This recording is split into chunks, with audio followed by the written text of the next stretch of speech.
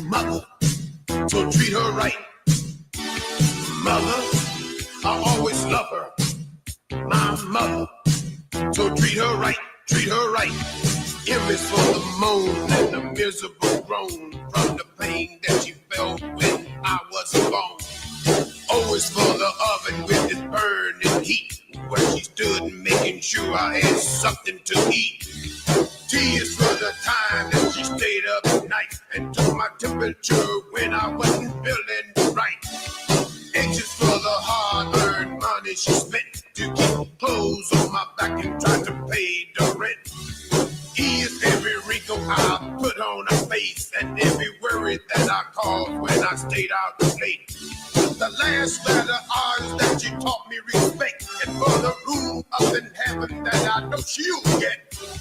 Mother, there is no other like mother, so treat her right. Mother, I always love her. My mother, so treat her right, treat her right. Treat her right, treat your mother right. Treat her right, treat her right. My mother, so treat her right, treat her right. Woo! There you go. There you go, Mr. T. There you go. That's awesome. That is so awesome. Good evening, everybody. Welcome to the following program / Diddy Rehash. That's right. That's right. I'm blending. That's what we're doing. We're blending. I know it's early. You're like, Joe, it's 9:30. You're supposed to be here at 10, 10:15, 10:30, sometimes 11. Sometimes you show up at midnight. We never know when the heck you're going to be here unless we're following goodlogic.locals.com. That's goodlogic.locals.com, which is where you always know where to find me. And that's where I'm sure every one of you gets your notifications from, because you're not getting them from YouTube. YouTube throttles me. You may be getting them on Rumble. I don't know. I'm not sure.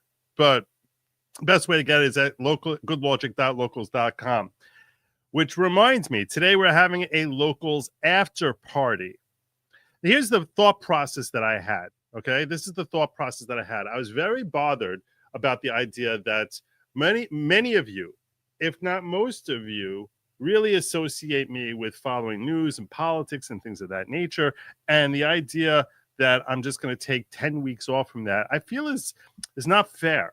It feels like almost like I'm sort of taking those of you who follow me for that type of content to some degree for granted. Not because I'm trying to take you for granted, but it's like I'm just sort of assuming that I'll do a 10-week trial, stop talking about law and politics aside from the Diddy trial, and that you'll just find me again 10 weeks from now if the Diddy trial is not your thing. I don't think that that's a wise move.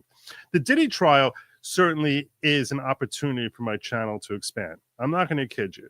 That's a major motivation. Those of you who were watching me when I was covering the Karen Read trial saw how in a day, a week of covering the Karen Read trial, my growth would be that I only lost 20 subscribers. It's like I'm pedaling in reverse. And I'm like, why am I not getting any traction here? I just hear the gears turning. It's frustrating. It's frustrating because at the end of the day, your subscribers end up being a significant cap on what your earning potential is. So the same way every one of you, when you go out to work, you're trying to grow your earning potential. That's what any podcaster is doing too. And YouTube eating away at that is very frustrating. So that's why I felt I need to start dropping videos. I need to start covering trials. But it's not fair. Like I said, I don't think it's fair for me to just abandon everything going on in the world when there's some significant goings on and not talk about it. It's also difficult for me to actually know what's going on in the world, because when you're covering a trial, you become very immersed in it. It's really a full-time job. And while it's the best job in the world, it's an amazing job to have. It is very, very time consuming. And all the pre-show work that I normally do is almost impossible for me to do properly if I'm going to if I'm going to actually do a show, a normal following program show, and talk about the Diddy trial, which is why I actually have I've employed for some aid here. I've actually reached out to a guy that you guys seem to really enjoy, and we hit it off very well in our first show, and that is my friend over here, Jim Satala. How you doing? I'm back again by popular demand. Jim Satala is here to help. He's back by popular demand. That is true. And he's also the one who's able to help bring the news to me that I can basically dissect it together with you. And what I'm hoping to do on this channel over the next 8 to 10 weeks while the Diddy trial is ongoing is to have Jim on here fairly regularly. I'll take my Metamucil. And start the show by talking about current events and things of that nature. And that would be for 45 minutes to an hour. During the first week of the trial, the schedule in the courtroom is from 9:30 a.m. till 5 p.m. So I don't get back here till around 6:30, 7 o'clock at night. And then I have to eat some food and digest and start prepping for the show and things of that nature. So starting 9:30 is about as early as anyone to start it. As of next week, and supposedly for the balance of the trial, it's supposed to go from 9 a.m. till 3 p.m., which means I can even start a little bit earlier and then basically spend an hour, from 9 till 10 or so, covering the news of the day, then do my Diddy in-depth review from let's say 10 till midnight or so. And for the really lurid, disgusting, awful, terrible stuff in the Diddy trial, which is not family friendly. And I honestly don't want to have that filth left in the annals of my YouTube and Rumble history. That stuff I'm going to save for locals. And that's my plan as of today, subject to change depending on schedule and how exhausting I find this to be. So my plan is like this. Basically, every morning and day, I'm going to be going to the Diddy trial. I'll be dropping videos. Those videos will be they'll be twice a day, hopefully minimum, once after lunch for the morning session, once after the trial wraps of the day. Those will be short synopses that you'll find on my YouTube channel and to some degree on X. During the early part of the trial, it's going to be on X. I'll probably stop having those drop on X in about a week or two. I just want people on X to start recognizing that they'll be able to get Diddy coverage here. Then after I get home, I plan on doing a 2.5 hour to 3 hour stream where I'm going to start by talking about news of the day and then do my Diddy in-depth review. And then if necessary, and today there was some real filth that came out near the end of the day there, that I plan on reserving that exclusively for locals. So that's the plan, and I'm really just trying to accommodate everyone. And you know what they say about trying to dance at 2 weddings? My mother always said that's not a plan, but we're trying it anyway. I'm dancing at 2 weddings. We're doing Diddy trial. We're doing the following program, and right now we've already invested enough time talking about the plan. But I just wanted you to all understand. That's why it says on the thumbnail 1/3 politics news, 2/3 Diddy trial. I even cut off Diddy's face to sort of make the point. And so the first 45 minutes or so, till around 10:15, till around 10:15, 10:30, I'm going to have Jim here. We'll be talking about news of the day. And then when I get to the Diddy stuff, I'm going to thank Jim for joining me and basically send him on my way. And then it'll be us talking about everything that happened in Diddy that day. So that's the plan. All right. I like to think of those little updates you do during the day, my daily Diddios. There you go. There's so many ways you can run with the word Diddy. It's not a joke. So many ways. Yeah. I was thinking about calling it Diddy Do It, Diddy, that it's all staring you in the face. But yeah. Some days they'll be Diddy O's. I almost called my first video today my first Diddy drop. And I was just like, no, we're not doing that. Yeah. So anyhow, I will try to keep abreast of the Reed trial. I know some of you are upset that I had to drop out of Reed. And I'm bummed about it. Also, I saw that Buchanan was back on the stand today, and I was feeling I was waxing sentimental about the old days when I was able to cover the Diddy trial. But yeah, Is that anyhow, better? Or was I too hot? we're good. Okay. We're good. I saw someone say.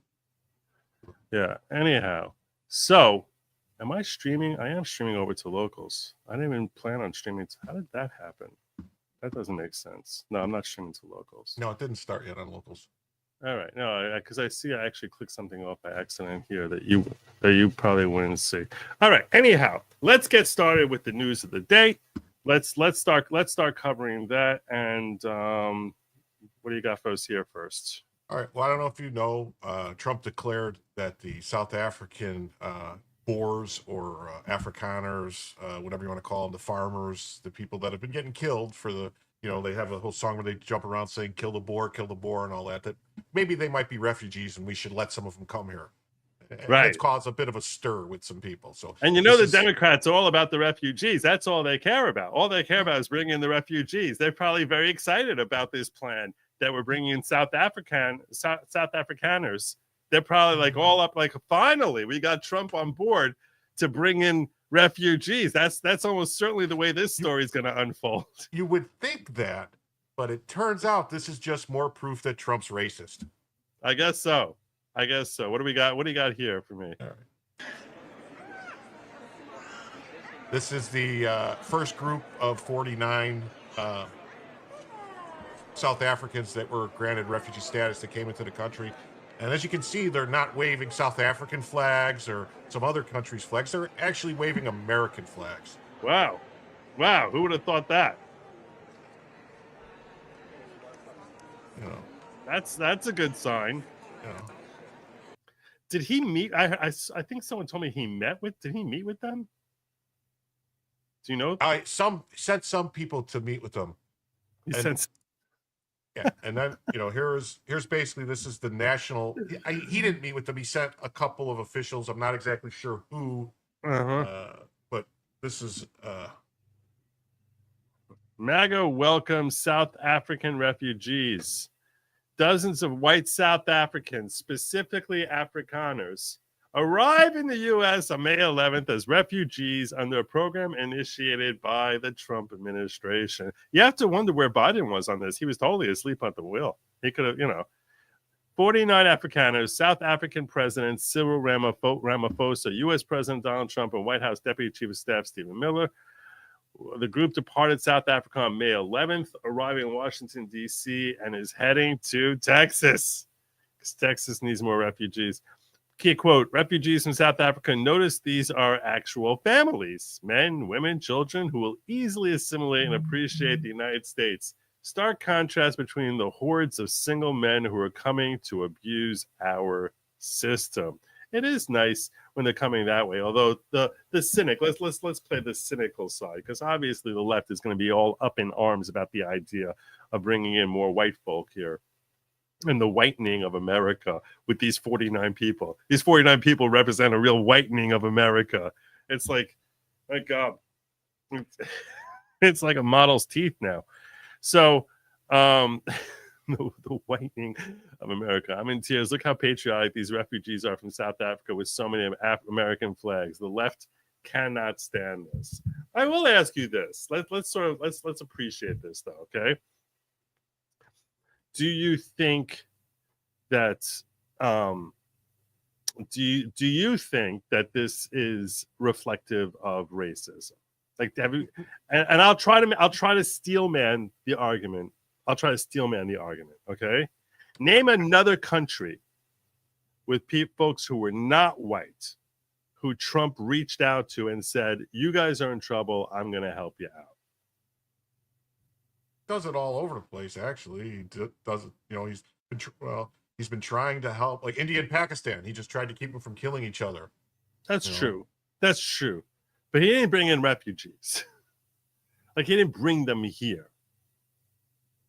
I'm steel manning. I still think what he did here was a good thing. No one should get me wrong on that. I think what he did here was a good thing. I think it's hilarious because the obvious repercussions from the left of making them just completely lose their feces. Well, I mean, Joe, you do realize that we were bringing in refugees from all over the world.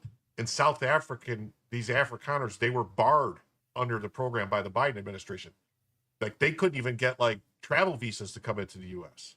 Okay, so now you're making a very effective counter argument. I was unaware of that. So you're saying that the Biden administration specifically rejected. I remember hearing something about that like a year and a half, 2 years ago, but it's been a while since I heard that. So your point is, hey, a lot of these folks should have been coming here years ago. They really are being persecuted in their own country, so we should bring them on in here. Are they getting any sort? Are they being gifted with citizenship, or like do you have any? Well, I have any the statement from the. If you want the statement from the White House. Yeah, let's get that. I think that's a good call. Let's see what the White House say about this. By the authority vested in me as president by the Constitution and laws of the United States of America, is hereby ordered as follows. Section 1. In shocking disregard of its citizens' rights, the Republic of South Africa recently enacted Expropriation Act 13 of 2024 to enable the government of South Africa to seize ethnic minority Afrikaners' agricultural property without compensation. I think there was a story. One of these podcasters. I'm trying to remember who it was. Maybe it was like a Lauren Southern type. If not her, Lauren someone Southern's like been her. on this for years. It was her, right? She it did was a her. whole I want to say a documentary on it, maybe 3 or 4 years ago. Yeah, I have vague recollection of that. So to enable the government of South Africa to seize ethnic minority Afrikaners' agriculture without compensation. This act follows countless government policies designed to dismantle equal opportunity in employment, education, and businesses, and hateful rhetoric and government actions fueling disproportionate violence against racially disfavored landowners. Notice how he avoids saying white, right? Yes. It's very funny. In addition, South Africa has taken aggressive positions towards the United States and its allies, including accusing Israel, not Hamas, of genocide in the International Court of Justice and reinvigorating its relations with Iran to develop commercial, military, and nuclear arrangements. I'm not sure what the point of this paragraph is, other than like I'm kind of PO'd at South Africa for their foreign policy. This might be because there was an existing nuclear program in South Africa years ago in the 60s, I want to say, or 70s, and they worked with Israel to help develop. They were like did it together to develop from what I vaguely remember, and there was like a test in the somewhere in the Pacific that they know happened, I think in the 70s. You think South Africa has a nuke? No. When apartheid was coming apart, they dismantled everything and got rid of it. Oh, that's your point. Okay, fine. So it is the policy of the United States that as long as South Africa continues these unjust and immoral practices that harm our nation, A, the United States shall not provide aid or assistance to South Africa. So that's his way of flipping them the bird. B, the United States shall promote the resettlement of Afrikaner refugees escaping government-sponsored race-based discrimination, including racially discriminatory property confiscation. Section 3, assistance. A, all executive departments and agencies, including the United States Agency for International Development, which is USAID, that's what that is, shall, to the maximum extent allowed by law, halt foreign aid or assistance delivered or provided to South Africa, and promptly exercise all available authorities and discretion to halt such aid or assistance. Again, flipping another bird. This is like now a double flip of this is like, all that's left is sticking out the tongue also. It's both birds and the tongue. The head of each agency may permit the provision of any such foreign aid or assistance that in the discretion of the relevant agency head is necessary or appropriate. Section 4. Refugee resettlement and other humanitarian conditions. The Secretary of State and Secretary of Homeland Security shall take appropriate steps consistent with law to prioritize humanitarian relief, including admission and resettlement through the United States Refugee Admissions Program for Afrikaners in South Africa who are victims of unjust racial discrimination. Such plan shall be submitted to the President through the assistance of the President and Homeland Security Advisor. Section 5, general provisions. Nothing in this order shall be construed to impair or otherwise affect 1, the authority granted by law to an executive department or agency or the head thereof, or 2, the functions of the director of the Office of Management and Budget relating to budgetary, administrative, or legislative proposals. B, this order shall be implemented consistent with applicable law and subject to the availability of appropriations. And C, this order is not intended and does not create any right or benefit, substitute, or procedural enforceable at law or in equity by any party against the United States in departments, agencies, or entities, its officers, employees, agents, or other persons. So now, another way you can point out as far as in defense of like trying to say this is not really that big a deal is, I mean, so far we're talking about 49 people. I'm wondering how large a populace he's talking about here. Specifically, I'm sure there are probably tens of thousands of white Afrikaners, but if it's specifically talking about farmland owners, that number may be significantly smaller. So if, everyone's talking about how we have millions too many of illegal aliens, bringing in 50 people is obviously a joke. That's not anything. And I'm curious as far as like, if while I'm talking here, you're able to like Google up the number of Afrikaners that we're talking about here that potentially may benefit from. I'll do that in 1 second. Do you want to watch next Al Sharpton's opinion on this, or yes. See the... Oh yes. I want to see. I also have the Episcopal Church's opinion on this, which let's okay. So which one first? Al Sharpton? Yeah, which one is that? Let's do Al Sharpton's the video right That's here. the video. That's are you sharing that? Yeah, I got it right. Okay, cool. You have a lot of. I've talked to some people that been at the protest, and he's still in custody wherever. But I think that the problem. We lose it. Okay, it's here, but I just wanted to make sure because he's talking about something. Problem here is that you're talking about the mayor of a city with the ICE stuff that's in here, but that's it'll come up the in a ICE second. stuff. Okay, But fine. it'll come up in a second. He's going to bring it up according to the caption. people are being held without due process in many cases. Right. So he has the right to say, wait a minute, I want to know what's going on here. Why are people being held without due process? Now, you contrast that at the same time, the New York Times is saying that President Trump is saying to white Afrikaners from South Africa, I'll give you refugee status. So we're bringing in white Afrikaners who we don't know if they're criminal. We don't know this, what they went through in the legal process in South Africa. But people right here in Newark, we're going to assume they're all criminal. We're going to bring them out. And if the mayor wants to say, wait a minute, let's have due process, lock him up. He's trespassing. It is as blatantly a double standard as one can get. What is the real policy? Yeah. That's, you see, this is leftists. I'm going to pretend I'm giving you logic by contrasting two different situations which have nothing to do with each other whatsoever. And we'll come back to this video in a moment because I want to see the rest of that. But what I'm talking about is this. That is the most illogical point in the world. If there is a set policy, a set foreign policy or an immigration policy, it is the duty of American government officials to embrace and employ that, whether or not they like it. Just because you don't like the policy, your role is to help effectuate and certainly not to intercede, even if you're not helping effectuate, but at least not to interfere with the effectuation of federal policy. So it's a stupid argument that he's making there, which is designed for an MSNBC audience that they'll be like sitting there just shaking their heads like, yeah, that's right, because he's a racist and that's why he's keeping out all these brown folks that we all love and letting all the white people that we hate because he's racist.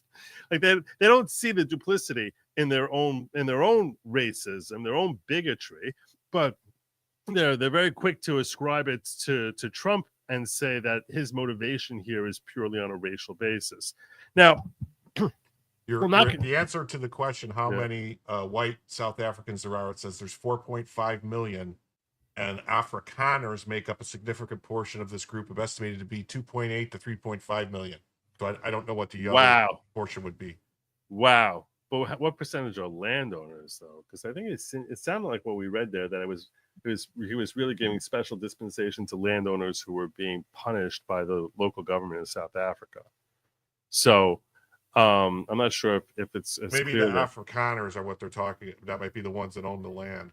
I think Maybe. Afrikaners is a certain particular racial heritage in order to qualify as an Afrikaner. I think it could be Dutch. I'm thinking Dutch. I don't know why, but I'm going back to like my third grade world history, kind of stuff. Going back like 40, 50 years to try and like reach back into to the term Afrikaner, but it sounds like it's a Dutch type of word. Yeah, if you want to pull this up real quick. All right, there we go. Let's get educated.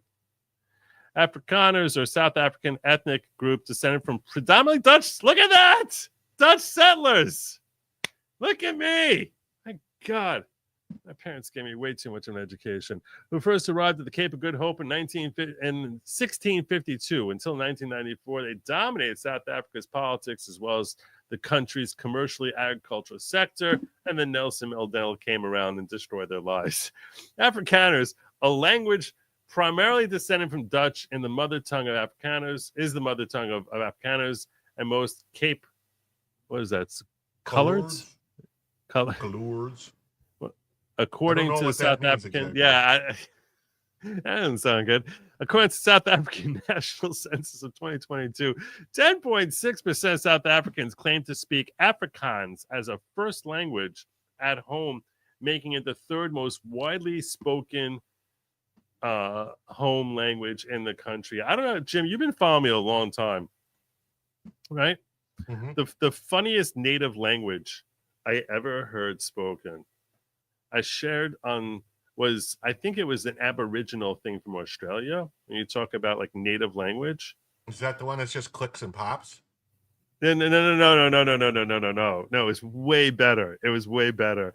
There was during lockdowns when there was the crazy level pandemic, and they wanted everyone to start getting, all that stuff coursing through their veins.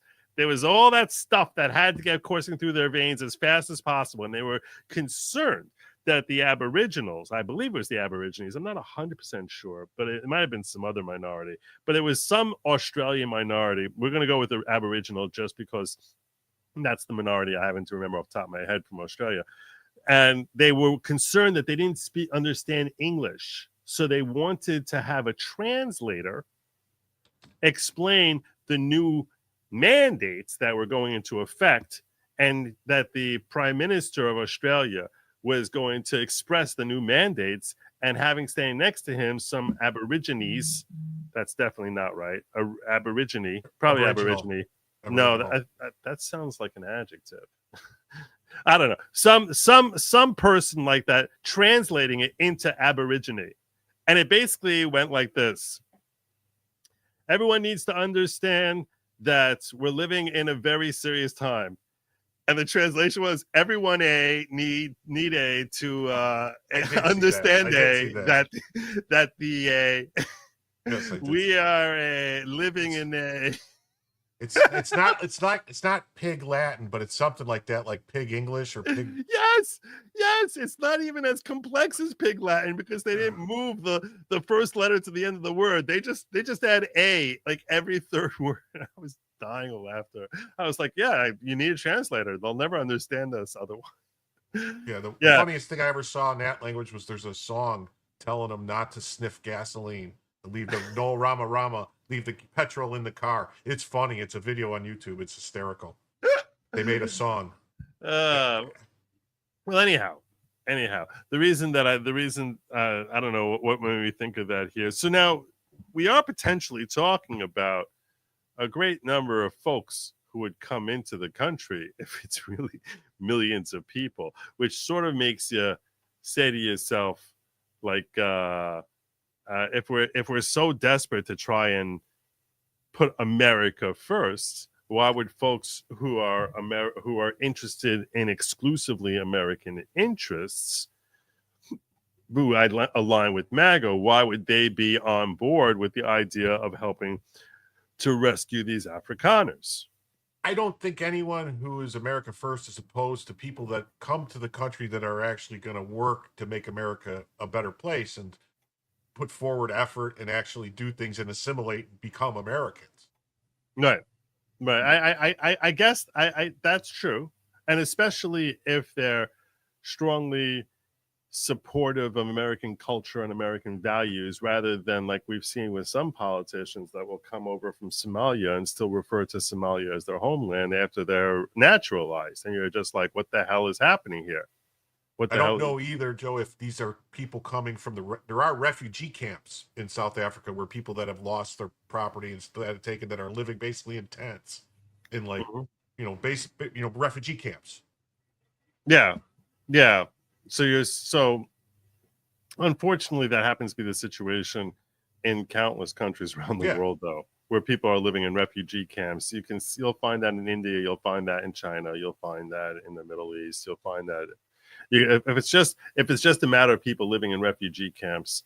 I mean, normally the position is go to the nearest safe harbor. You don't need to come here, go to the nearest safe harbor.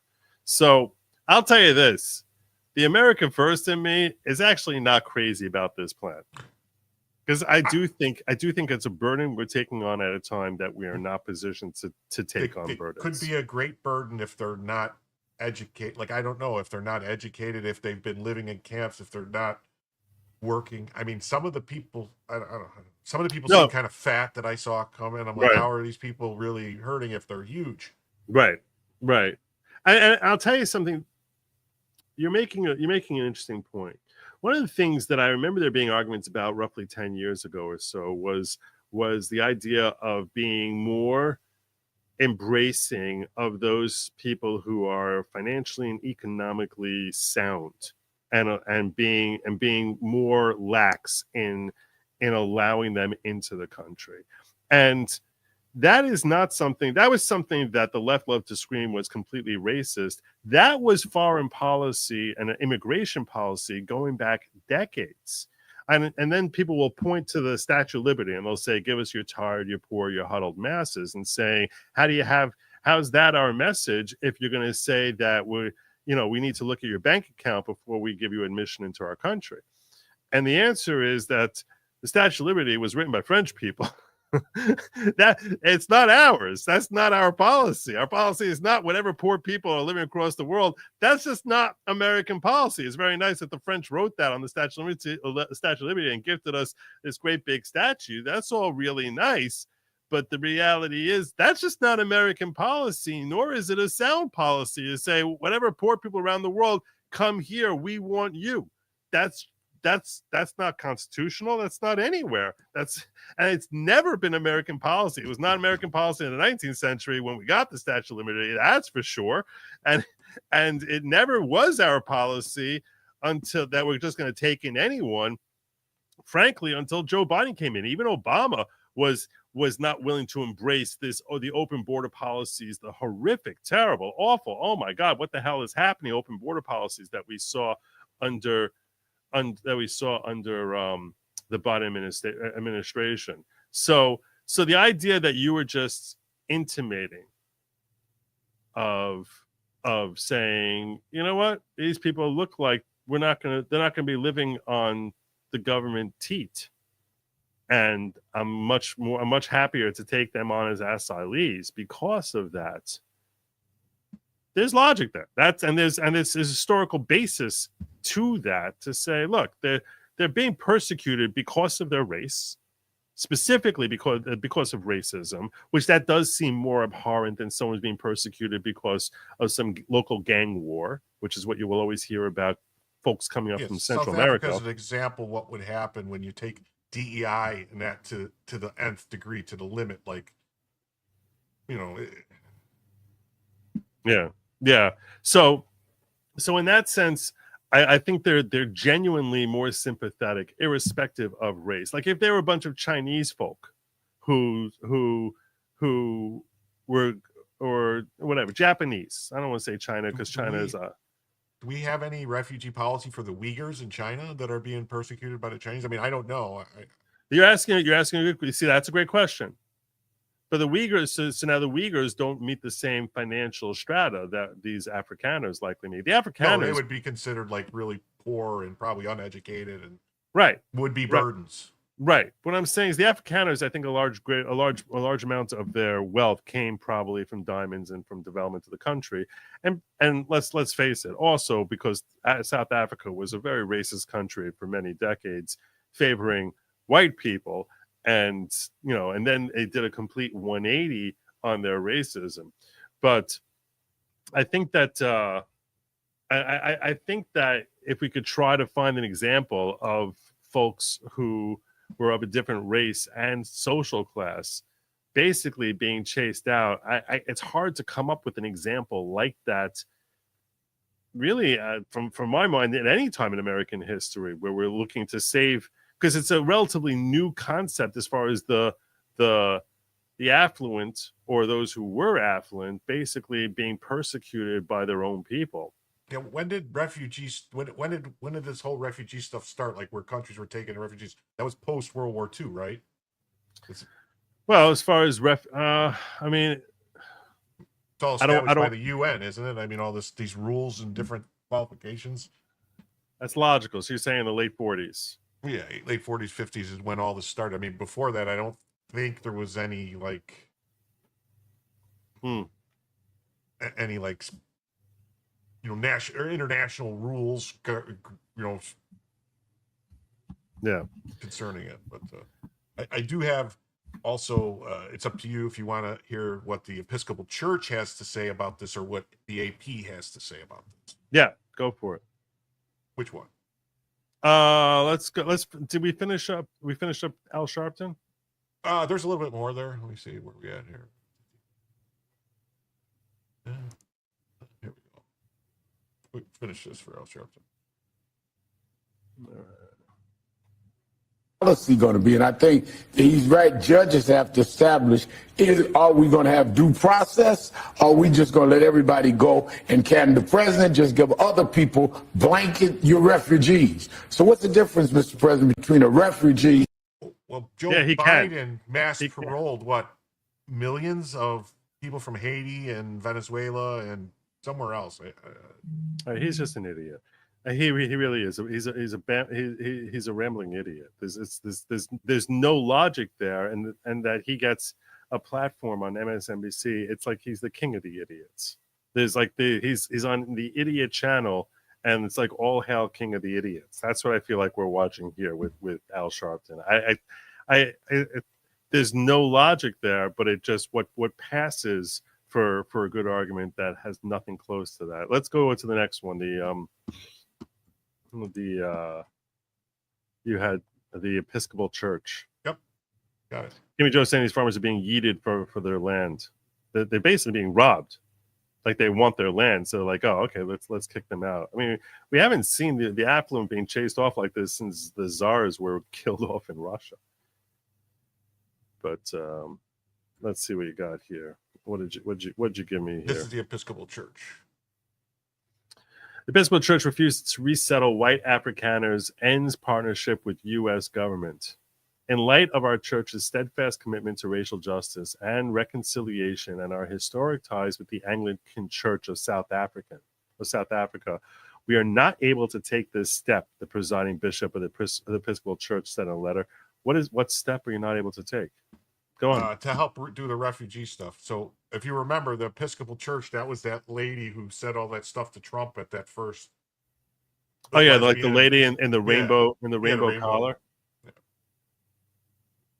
In a striking move that ends a nearly 4 decades old relationship between the federal government and the Episcopal Church, the denomination announced on Monday that it is terminating its partnership with the government to resettle refugees, citing moral opposition to resettling white Afrikaners from South Africa who have been classified as refugees by President Donald Trump's administration. What the devil is wrong with you? Like, how sick in the head can you be? Like, how completely and morally this is. Like, I'm not trying to offend any followers of the Episcopal Church. This policy here is so utterly reprehensible that they have the audacity to sit here and say that we cannot help people because they are white is a sickness. There is something deeply, deeply wrong here. This is really, really twisted. In a letter sent to members of the church, the Most Reverend Sean W. Rowe, the presiding bishop of the Episcopal Church, said that 2 weeks ago, the government informed the Episcopal Migration Ministries that under the terms of our federal grant, we are expected to resettle white Afrikaners from South Africa, whom the U.S. government has classified as refugees. The request, Rowe said, crossed a moral line for the Episcopal Church, which is part. What is the moral line? They don't like white people. No, which is part of a global Anglican communion that boasts among its leaders the late Archbishop Desmond Tutu, which is a racist unto himself, a celebrated vocal opponent of apartheid. So you want to punish these people because you're saying that this country historically white people are racist. So let's basically fry them. That's what the Episcopal Church is. It's very, very forgiving. They're very forgiving churches. This one here. Yeah, that's Jesus taught that, to hold the sins of the father against the son. Hold the sins of the father against and burn. I guess this is like the burn the witches type of perspective. Quote, in light of our church's steadfast commitment to racial justice and reconciliation and our historic ties with the Anglican Church of Southern Africa, we're not able to take this step, Rowe wrote. Accordingly, what the hell is wrong with you? Accordingly, we have determined that by the end of the federal fiscal year, we will conclude our refugee resettlement grant agreements with the U.S. federal government. Good. I hope you go bankrupt. Rowe stressed that white Episcopal Migration Ministries will seek to wind down all federally funded services by the end of the federal fiscal year in September. The denomination will continue to support immigrants and refugees in other ways, such as offering aid to refugees who have already been resettled. The announcement came just as flights with Afrikaners were scheduled to arrive at Dulles International Airport outside of Washington, D.C. This is, let me go down to that quote there. The announcement came just as flights of Afrikaners were scheduled. The first batch of entries that the U.S. would take Afrikaners in South Africa were victims of unjust racial discrimination. Quote, the stated reasons for Trump's actions are claims of victimization, violence, and hateful rhetoric against white people in South Africa, along with legislation providing for the expropriation of land without compensation, read the letter from white South African religious leaders, which included among its 4 authors an Anglican priest. Quote, as white South Africans in active leadership within the Christian community, representing diverse political and theological perspectives, we unanimously reject these claims. Oh, that's nice of you. We unanimously reject them. How nice for you. In addition to ties with Tutu, the Episcopal Church's long history of bigotry and hatred. Sorry. The Episcopal Church's long history of advocating against apartheid in South Africa. This getting me mad. This getting me mad. This is really starting to get me mad. Like, the audacity of these folks here. Like, what is wrong with you? How sick do you have to be to deny a reality which has been documented by so many people that even I, who pay so little attention to world events, heard about it. And that's how wow. Well, I think they have to take this tact, otherwise it calls into question their entire, not the religion of Christianity, but the religion of the woke, of the left, that this is, that you have to hold somebody else back so someone else could succeed. Yeah. I had my own clip on this. I'm going to share. Yeah, so I'll share with you my own clip on this that I had here with the left crying about this, where we have I forgot this woman's name. I used to know. I don't care though. Trump administration. Her Cinder, something like that. Ali Cinder, or something like that, or I don't know. They're saying that essentially these white South Africans assimilate better, and they're also not as much of a security risk. That's really causing a lot of people to be appalled, frankly. And is it not true? Well, these are the same people they tell us that white men are the most dangerous people in America. So that's true. They are living in an alternate reality. Yeah. And I also should tell people that this violence that they're talking about that are dealing with these Afrikaners, I've been hearing from people that say there is violence in South Africa, but it's affecting everybody of every single race, Katie. The Trump administration. Is it? Oh, sorry about that. No problem. I'm going to do that a lot. Yeah. Buy a hat for your hat. I feel like this is almost directed at me from person in chat. That's why I saved it till after we kind of fleshed out a little bit more the South African. The media will talk about anything but freeing the last Hamas American hostage. I think he's really directing that at the media, whining about Trump's policy protecting the white South Africans. But this is big news. This is big news that we finally have gotten the last American out of there. Frankly, I think it's a little bit of a stain that it took this long. But there is still more hostages, though, right? There are still more hostages. I think it's the last American hostage. Yeah, there's still more hostages there. But as far as American citizens who were there, he actually, I think he lives relatively close to me. Some of the conditions, Lady Logic was telling me about this story. Some of the conditions that he lived in while he was in captivity are horrific. What do you got? Did you see that? It was I could look for it. There was the interview that I want to say it was Stahl or somebody on CBS was interviewing the hostage and tried to basically say, like, well, how do you know that they just didn't have food, that they weren't purposely starving you? And it was like, no, we saw them eating, and they would eat in our face. Yeah, they eat in our face. They just get oh. Yeah, no. Apparently, like, he was in captivity for 500 days. This guy. 500 days, and supposedly was kept in this tiny little cage, so much so that he couldn't stand up and walk when they first got him out. That's how long he was left in those cramped cages. Like they had to like rehabilitate his legs. This is what I don't have a source on this other than Lady Logic, which is the best source on earth. But she told me that the horrible way that they just completely abused this guy. It's very, very aggravating. But yeah, thank God that Trump has got him home. Pray for the return of all the other hostages as well. Which it's just when they get the hostages back, at that point, it's almost like they're keeping the hostages as a way of baiting Bibi to keep attacking them. Like, you have to ask yourself, what's the motivation? Like, what's the end game? What are you gaining from holding these hostages rather than just give them back and then tell Bibi, why the heck are you still bombing us at this point? You're not trying to save anyone. So anyhow, what else you got for me here? What's next on this the agenda? This is just the. I'm gonna give you. I'm gonna give you 10 more minutes. Okay, So before I got to start moving on to the last 2/3 of the show. So what do we got? This is just the AP talking about why they're not shouldn't be considered refugees. I don't. It's just saying they're the richest people in the country, so they can't be persecuted. I guess I don't know. Oh, they're too wealthy to be refugees. This is probably better. South African government said U.S. allegations Afrikaners are being persecuted are completely false. Surprise, surprise! You're the ones doing the persecuting.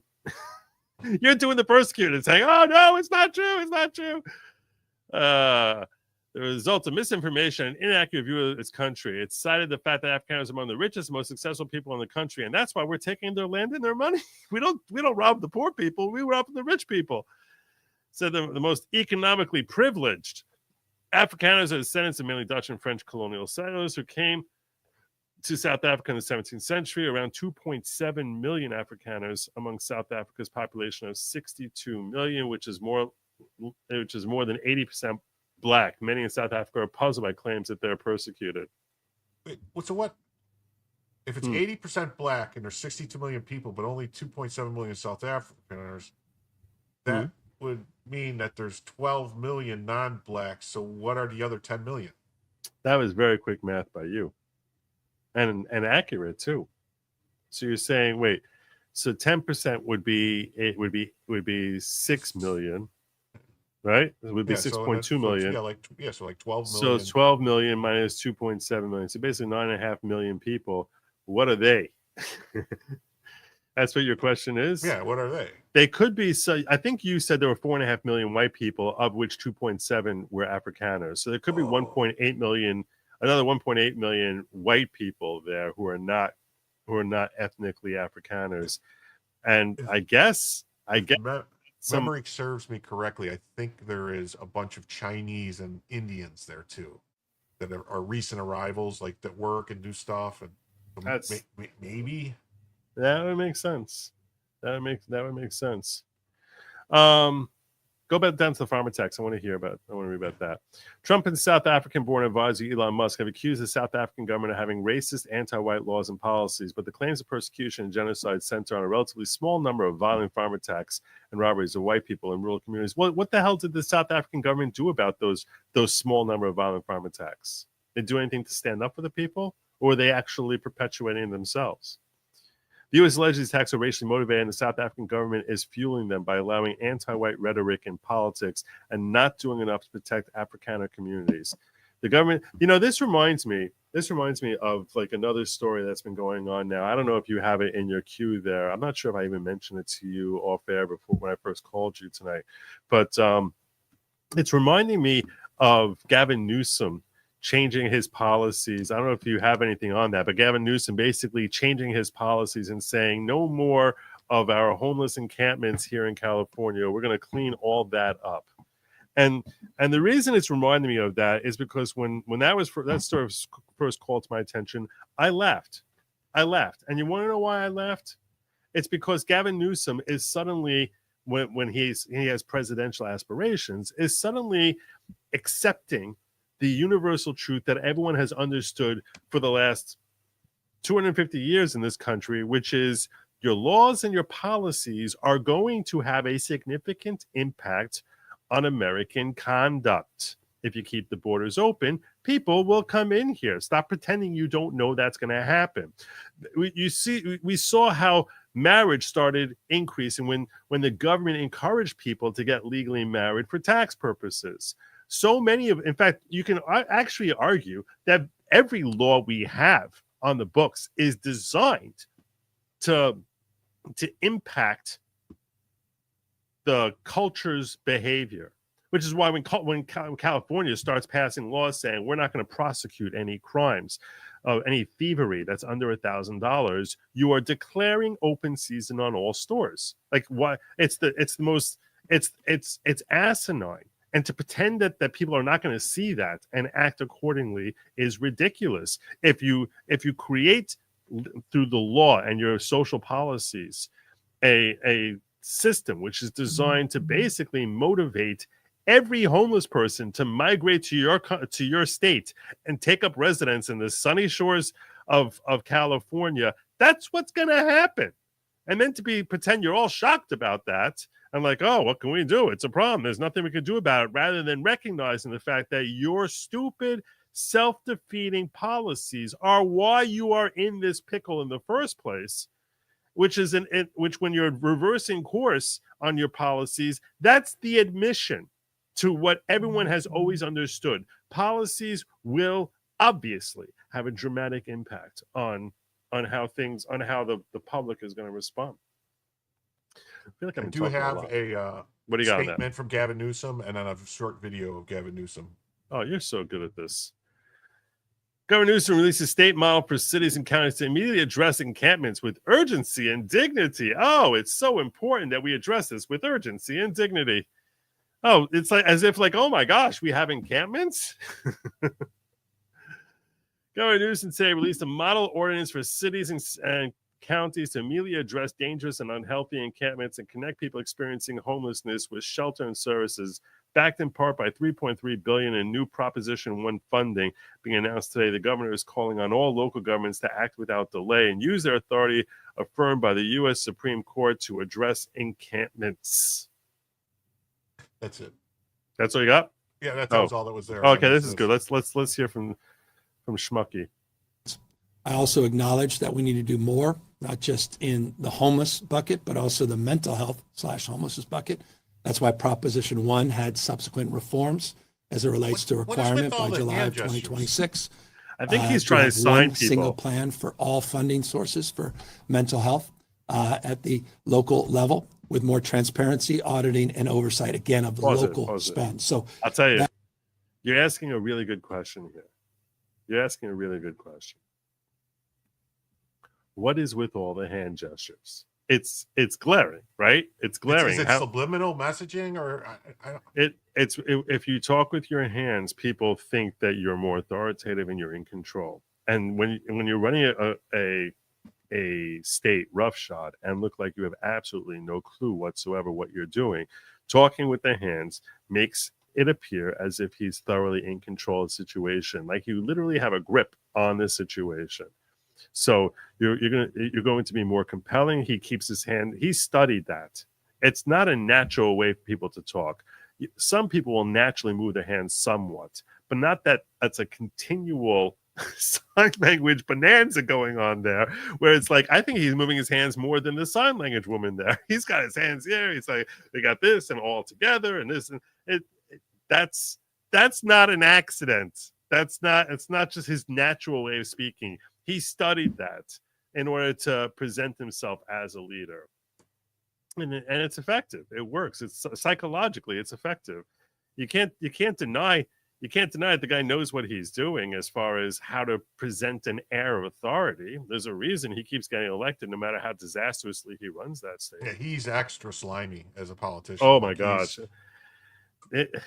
He looks like the perfect oily politician. The hair, the greased back hair, he's got this, it just, everything about him exudes slime. He's somehow related to Pelosi, like a nephew or something, or yeah, his nephew Pelosi. So he was raised for this. That audit didn't surprise me in the least. Quite the contrary. There you go. I don't know. What the heck? All right. Well, I don't know what happened there. Hold on. No worries about that. I do need to start moving on. I think at this point, I think I need to. Problem. I thank you so much. This guy. I want you all to know. Sign up first and foremost. Are you eligible for? Is your channel eligible? I'm still 25. I'm 25 subscribers short to be able to get super chats and memberships. Oh my gosh. So, oh my gosh. Hold on a second. Give me a link. I'm going to put it in the chat. I want to get him monetized right now. We're not doing Diddy. We are not doing Diddy until Jim Saltala is, his channel, Jim Tells You, is monetized. Give me a link. I'm going to put it in the chat. Put it in a private chat. Yeah, I'm going to throw it in the chat right now. We're going to get him monetized right now. You know, if I was a mod in your chat, I could put the links. I'll mod you. I'll mod you. I'm just messing with you. No, my rule basically is if you're on here, I'll mod you. That's how I sort of decide that. That way I don't have to deal with the politics of like. So this is, it's called Jim Tells You, right? Right, Jim Tells You. And Jim tells me, that's for sure.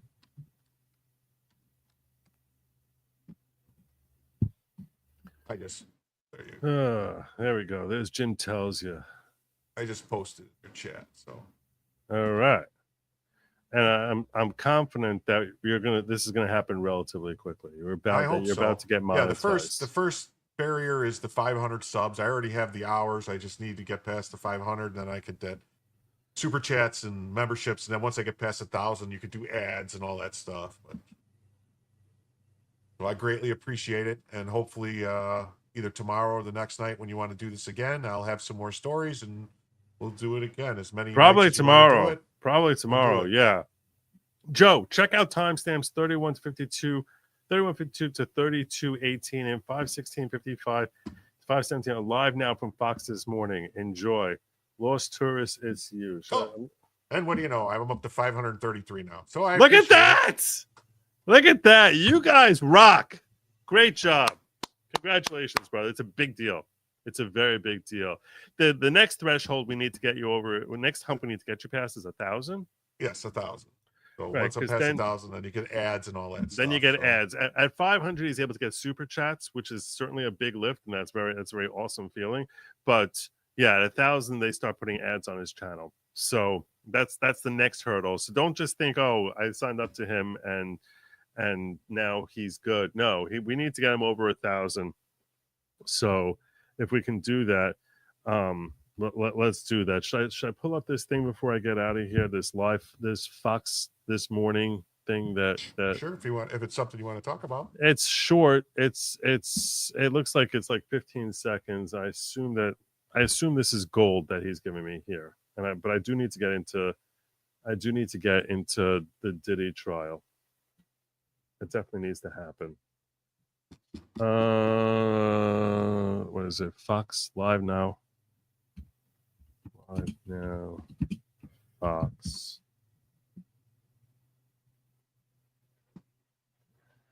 That's not from this morning. How long? The White House briefing. All right. Well, I think this might be it. I don't know. This is 11 hours long, so I'm going to see if we can find this. If this is the right link, great. If not, not. So he says 3152. 3152. Well, this is not the right thing. This is only an hour and 4 minutes long. This is not the right thing. I don't know what I don't know what. Eric. This morning stream's on Diddy. That's what someone's telling me. I'll have a little more patience with it because it's live now. Fox Diddy. That's not right. Trying to find something that's like 5 hours long. On Fox 5 New York. All right, so I found an 11-hour video here. 31:52.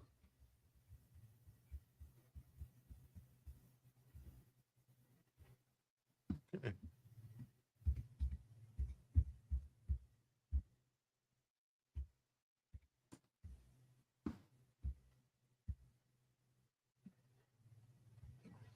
This is what I think he's saying.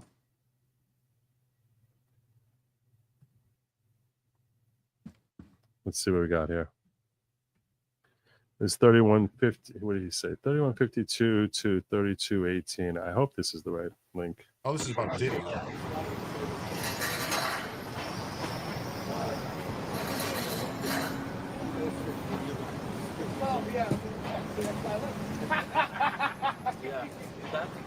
What? Oh yeah. Oh, and a little bit more. Yeah.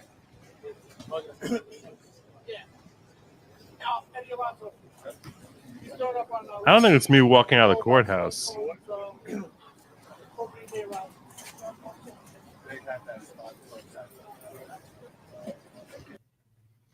I don't think it's me walking out of the courthouse, but that's what I thought it was. What was the other one? 5:16:55. Let me see. Maybe we'll see it clearer there. 5:16:55.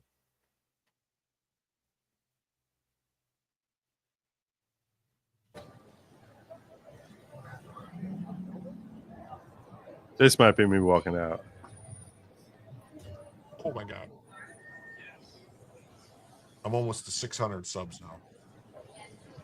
5:16. This is probably gonna be me walking out. That's what I'm assuming we're gonna get to.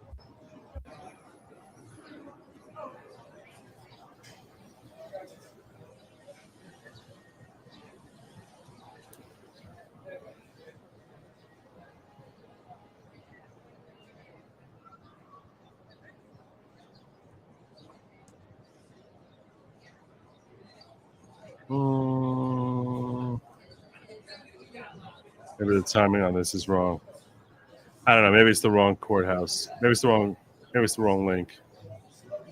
It's probably me going in narrow court. Well, I appreciate the effort, Eric with a K. But all right, I will tell you. Someone asked me, "What level subs does Jim get to use a space laser?" It's not about the subs. No. It's you need first and foremost, you gotta get cut. So, yeah. You'll be ripped. I mean ripped. I mean shredded when I say that. I thought you meant... Obviously. I don't know what you thought I meant. That's obviously what I meant. That's obviously what I meant. I thought you meant my bris. No, not at all. All right. I thank you for joining me, Jim. I'm going to, tell me what you think we should be talking about tomorrow. Everyone give a round of applause, Jim. Awesome job. And thank you, my brother. You really came in and helped me out in a huge way. I appreciate it. Bye, everybody. I hope you liked it. I'll see you tomorrow or the next day. Yeah. Congrats on hitting your threshold. That's awesome. Thank you. Thank you, everybody. All right. Take care. And there you go. There you go. All right. We need to talk about Diddy. I think that's what we need to do. We're into the last 2/3 of the show. We need to talk about Diddy. I promised I was going to talk about Diddy. I was going to give you details from what happened today in the Diddy trial. And that's exactly where we're going to go. So someone asked me how I'm doing, whether this plan is working better than Karen Read. How are my analytics? Because that is why I'm here. I'll tell you right now, I was at 100,340 or 60, 360, and then I went down to 350 while doing the Karen Read trial. One day of Diddy. One day of Diddy.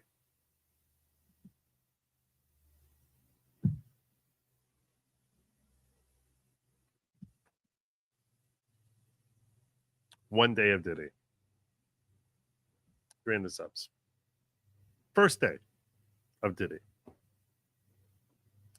And it was the right call. It was the right call. So thank God. And God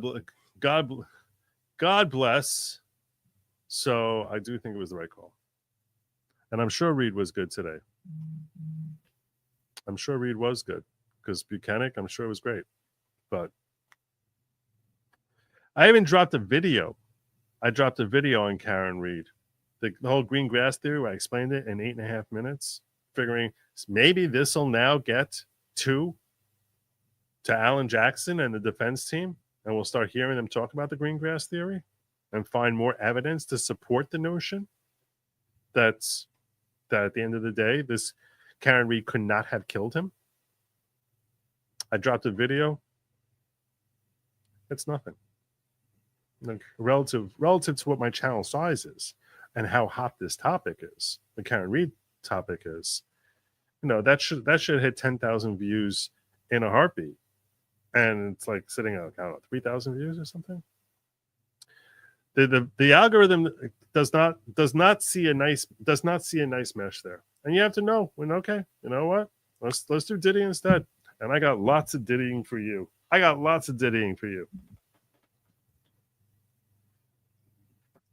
Lots and lots and lots and lots and lots and lots. It goes on and on and on. This is me writing all day long. It just goes on. There's more. Wait, there's more. I actually feel as if I got better at this. I'm much better at this than I was in the Maxwell trial. I felt as if I got down like 90% of the conversation. I was like, wow, I got way more fluid at my shorthand. I'm telling you now, you want Diddy, I am going to give you details that I do not think anyone else is able to capture, because I started learning, like, this is how you get down real detail and how you get down and, writing fast, because it's not easy. I think I got like 80 to 90% when I'm there. It's hard to get there right when they start. I'm not going to kid. Hey, Lotus says I say not going to kid you too much. Has me very self-conscious about it. I'm not going to kid you. All right. So I'm trying to strip it out. I'm trying to strip it out of my vernacular.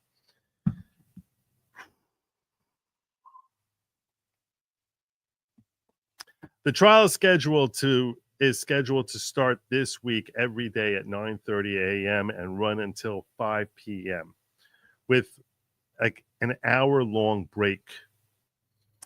The judge said that starting next week and for the balance of the trial, he's planning on starting at 9 a.m. and wrapping the day up at 3 p.m.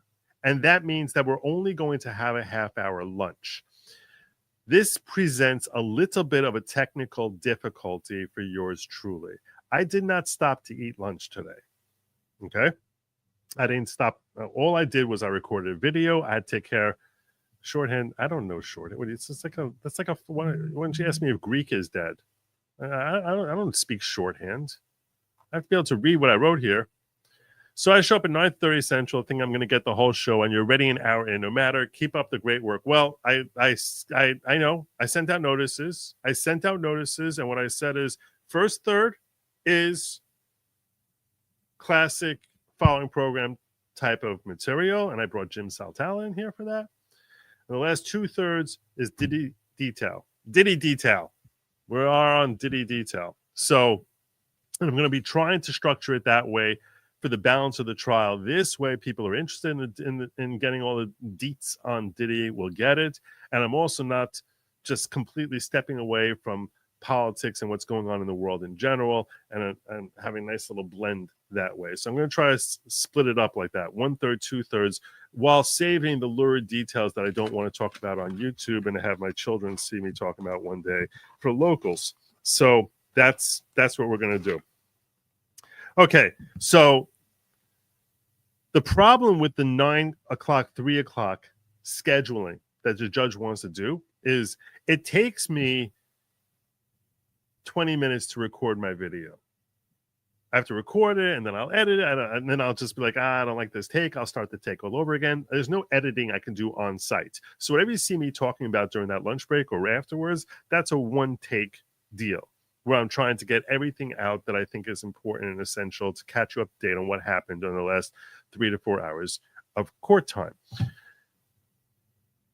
Then when I upload it into YouTube, it takes a while to process and render and throw the thumbnail on there. It just takes a while. So the whole process, we broke for lunch at 12:15. I wasn't done with the YouTube element of things until 1 o'clock. That's 45 minutes. Then I had to make like 2 or 3 phone calls, which were really critical. That would get done today.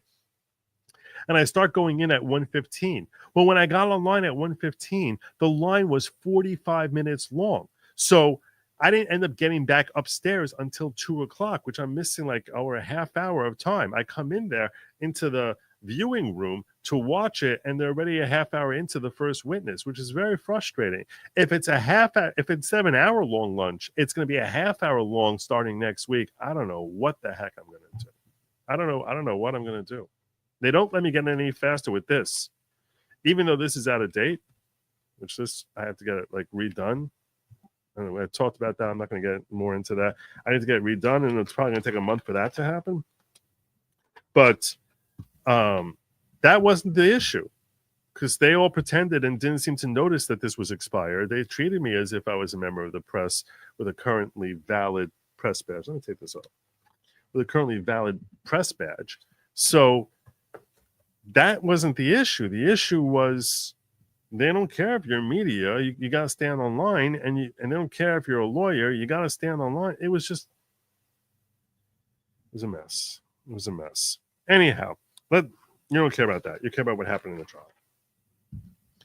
So jurors are sworn in at 10:20 a.m., and we spent the next 30 minutes with the judge giving instructions and explaining the scheduling and going through all of that. And he says, and then he laid out the process for how the trial is going to run over and the different stages, and don't expect them to talk to you in the halls. And when they're ignoring you, when the lawyers are ignoring you, don't think they're being rude to you. They're just following my instructions, and all the preliminaries out of the way. That took him like a half hour to read through that. Let me share with you some thoughts about Judge Aaron Subramanian, which I believe that's how you pronounce his name. It might be Subramanian. Maybe Subramanian. I don't know. It's something close to that. I'm going to try to go with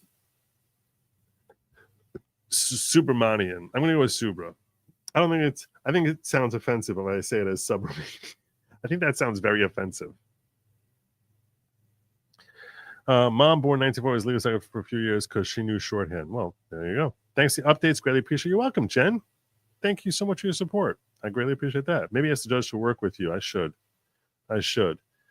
So we start with our opening statements. The government says this is Sean Combs, pointing at him and saying to the public he was known as Puff Diddy. There's another side. For 20 years, he was involved with sex, crime, and drugs. And developing a criminal enterprise. But this all is best encapsulated if we look at one night in the life of Sean Combs. So on that night, his girlfriend, Cassie, was missing. So Cassie went missing on him, presumably ducking out on him, and he went on a hunt for his girlfriend. Now that night, when he thought he lost Cassie to another man, that he took a gun and went to a trusted employee who seemed to have concerns for Cassie's well-being because of the level of rage that Diddy was displaying, and he didn't want to go with Diddy. So Diddy forced him at gunpoint to help him find Cassie, basically kidnapping this employee to help him find Diddy. And then when he finally forced Cassie out of wherever she was, he found her, he beat her brutally, throwing her around like a rag doll. And that wasn't enough. He threatened that he said, if you defy me, and I will publicly release all the sex tapes that I have of you, Cassie. Now, he has presumably hundreds, if not thousands, of tapes of that nature of Cassie. Again, when I'm going through this, I'm going to try and keep it relatively clean. I will give more detail on Locals in the after show, goodlogic.locals.com. Though I don't think it's appropriate for me to talk about this stuff on YouTube. I don't want to have every video I come out and basically get yellow listed by YouTube, which definitely hurts the channel and defeats the whole objective to covering this trial. And I also really don't want to have the stain on my channel forevermore that this is just going to be in the annals of Good Logic history. So that's why I'm going to be doing it in that kind of structure. So, and he basically said for 20 years, he kidnapped, beat, blackmailed, and abused his girlfriend, and whatever girlfriend he was with, which he was always with more than one at a time. That was part of the Diddy thing, is that he's not someone who's ever satisfied with having just one girlfriend at a time, that he would invariably have multiple girlfriends. And she described how he was a musician who created an empire and used his money and resources to build his reputation and feed his desire while insulating himself from ever facing any repercussions that would result from feeding his desires. I feel very bad. I haven't been looking over here in the ghetto. I should really peek over here. I did miss this. J.L. Schwabach. God bless you, brother. Joe, you know who can tell you everything about Afrikaners? The Fat Electrician and Angry Cops can tell you about Afro-Canators, Buffalo, New York. I'm not getting off this, Joe. I still haven't reached out to them. Barbara Loves Alaska. I feel terrible that I missed these. Barbara Loves Alaska says the legit site is Data Republican. Someone said also expose the info using USAID. Mind blowing. See 200 plus pages, billions.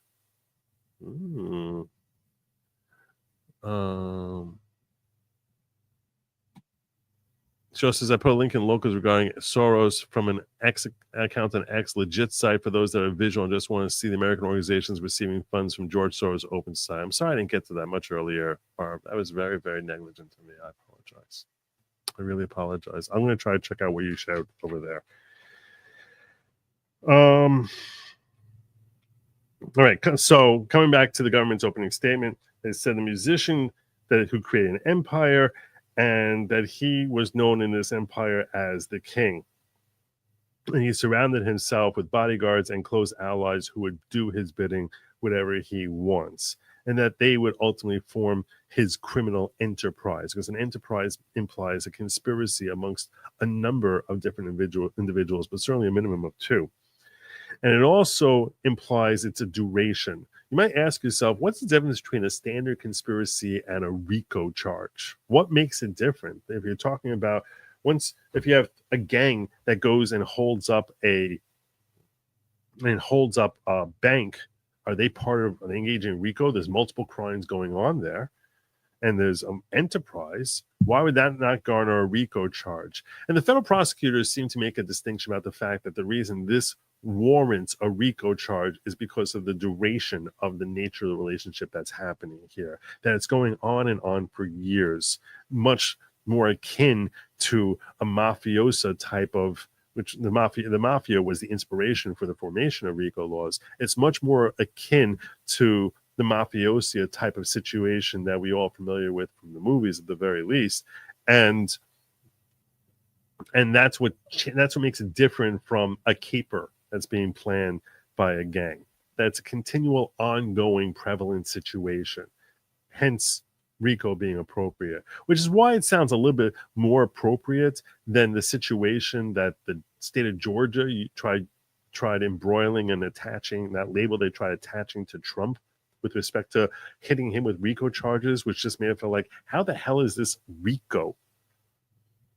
And I've heard some attorneys like Dershowitz say that you charge conspiracy if you want to lose and you charge RICO if you want to win, because RICO enables you to tell a story, enables you to grip the listener, the jury's attention by telling a story as to all the evils that are going on. And that's the advantage to RICO, and why it's difficult to beat a RICO rap, because you're able to point to all these different wrongs and basically make the jury hate the defendants by going on and having one person after another talk about the abuses they suffered at the hand of this criminal enterprise. It becomes very easy for the jury to just string the guy up, which is logical. It's good logic. Got Diddy detailed the video separately with a good Diddy title and art to get more subs. Yeah, that's during. I'll do that during my 3 hour the 3 hours I call sleep at night. There has to be some time that I'm sleeping. There has to be. I mean, I appreciate that you're trying to help. But I'm not able to do that right now. Maybe I get a video editor. I'll be able to get that done, but I can't do that now.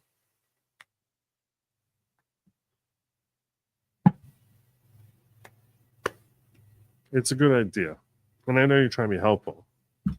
It's just not something I can take care of today or tomorrow. Or maybe at the end of the week I'll look into video editing. All right. So he's known as the king. That's in his what the state calls this criminal enterprise.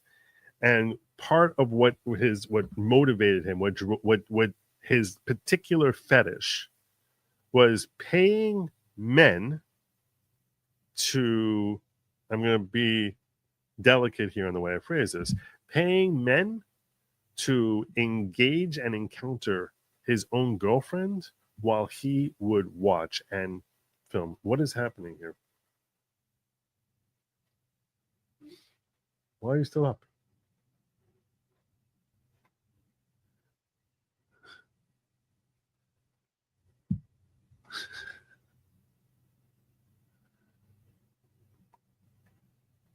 Another reason why we save that other stuff for locals in the after show. Good night, sweetheart.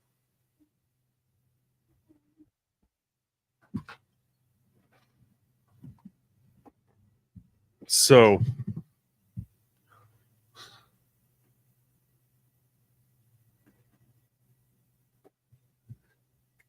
can you close? Thanks. So that's what his particular deal is. That's what he likes. That's what he enjoys, and that's what he was spending his money on. And also, irrespective of the abuses that he was dropping on his girlfriends or those people around him, the prosecutor described it as, that's his crime, and he was, to feed that particular appetite of his, he would engage in multiple crimes and then use his money to help cover up those crimes. And she described how he would kidnap employees, he set cars on fire, he dangled a woman off of a balcony. That portraying him as being the utter monster that people would that some people may have heard about and others may not have. And he said he threw things, hit them, gave them drugs, or blackmailed them. That's how he would deal with his girlfriend. And she said that the enterprise was interstate and also even going intercountry into other countries. And she said, let me be clear. This is not about his particular preferences. This was coercive and criminal sex with between the defendant and others, and he would threaten them, or he would drug them, or use violence on women in order to get what he wanted. And the two women that she said we're going to focus on throughout this trial are Cassie and Jane. Those are the two defendants. It's unclear whether or not Jane is a pseudonym or her actual name, but Cassie is the name of the first one. And he said that he would have them engage for multiple days with multiple partners in what he would call, as popularly referred to as, freak-offs or party nights or wild kings or hotel nights. There were different names given for the same general type of activity. So the staff kept an environment which was designed to have this on a perpetual basis, where we have dark rooms and drugs and plenty of fresh linens and lube, as well as drugs and lingerie. That's what the entire scenario there. It's as if everything about him was geared towards this. Believe it or not, this is the clean version that I'm giving you here. And then he would basically sit back and watch and take pleasure physically in, and often be recording the events that he helped put into motion there. Basically creating his own private stash of entertainment / potential extortion or blackmail. So she said, let's start with Cassie.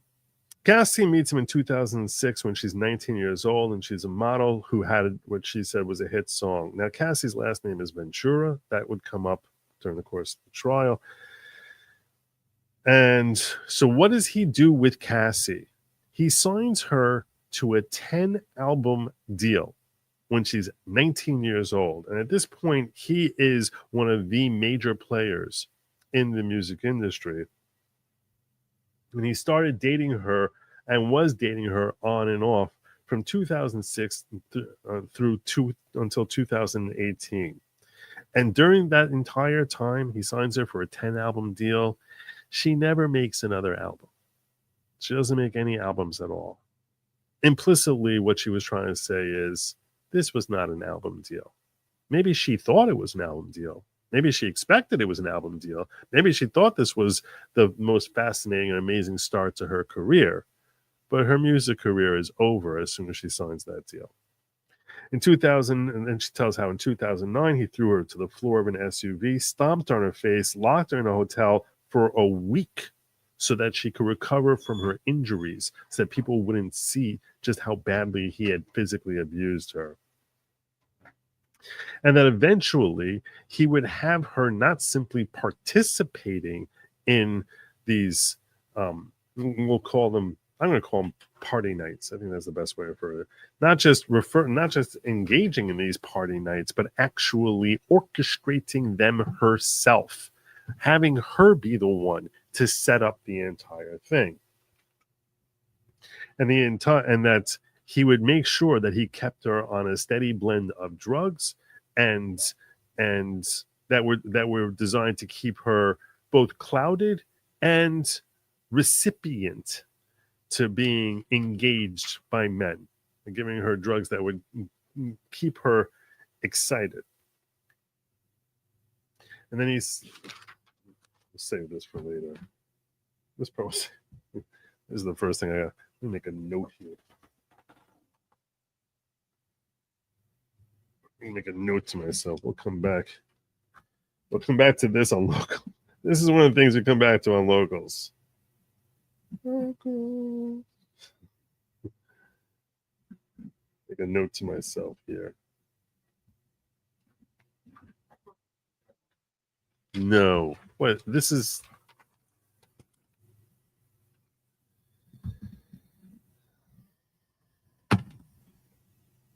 Now, I made little notes to myself while she was talking here as to things that the government was saying that I was like, this sounds like a problem for the government that they are probably very concerned about. And this is where we come to the first one here, where they say that when she tried her first party, that she did it because she loved him and she wanted to make him happy. And that she never wanted to do it again. Okay. So we're already starting at this point. When I'm listening to this, I'm thinking to myself, so you're already basically telling us that some of the time that she's engaging in this, she is consensual. She's not being forced into it. This is where the state is starting, saying some of this is, you're going to see, and also that she's helping to arrange it.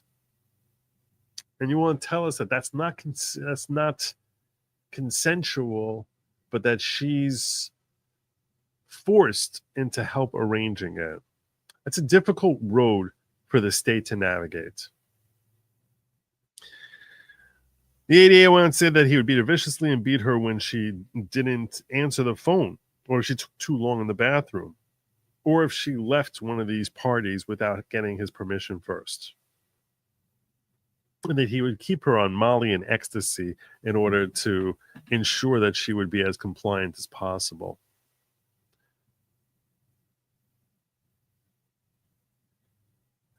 This is why you need help cut up show for you. Maybe Jim or another member can help. Maybe. All right. Keeps sounding more and more like a night with Riquetta minus the... That's harsh. That's harsh, and I don't think it's actually accurate, but I don't know. I've never been to his house. All right.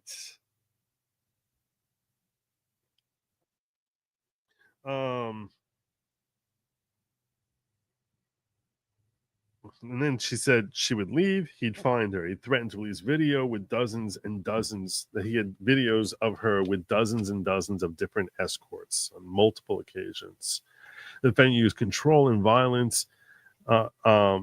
Would control through violence and threats, and that she knew she had no choice but to arrange the freak offs. This is, see, right? See this? I want to show you my notes here. See this? Asterisk. This is me telling myself that's a problem. That's a problem for the state. You're saying she knew she had no choice but to help arrange the freak offs. How are you going to establish that? That's going to come down to a he said, she said, which you need to establish that you believe her beyond a reasonable doubt. It's tough. It's a tough case for the state. Anyone who thinks that the state has this in the bag, or that if they don't get a conviction, it's a sign that they're not trying, does not fully appreciate how difficult this case will be for the state to prove. I'm not saying it's impossible. I'm simply saying that I listened to this opening statement, and before the defense is even going, I'm thinking to myself, this is going to be a tough case for them to prove. This is going to be a tough case.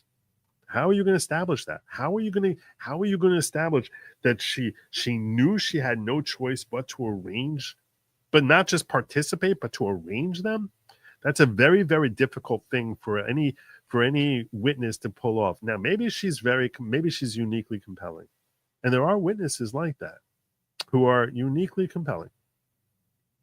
And when they talk, you're just like, wow, I am perfectly fine accepting everything this person is saying. Even if they are uniquely compelling, they need to be uniquely compelling and then withstand a battering for hours and hours, if not days, on cross-examination from some of the most skilled defense attorneys that money can buy. It's tough. It's tough. It's a very tough case.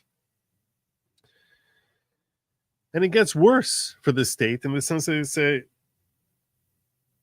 that Cassie you're going to see that both Cassie and Diddy are jealous of each other and angry at each other.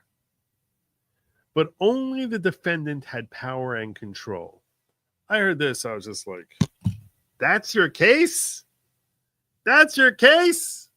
Ugh. Now I'm going to share with you here before I go any further. There's a few thoughts I want to share with you. Numero uno. I took a poll of the people who were in the room listening to opening statements. And I wanted to get a gauge because the opening statements have only been heard by a few hundred people. Less than 1,000 people heard these opening statements.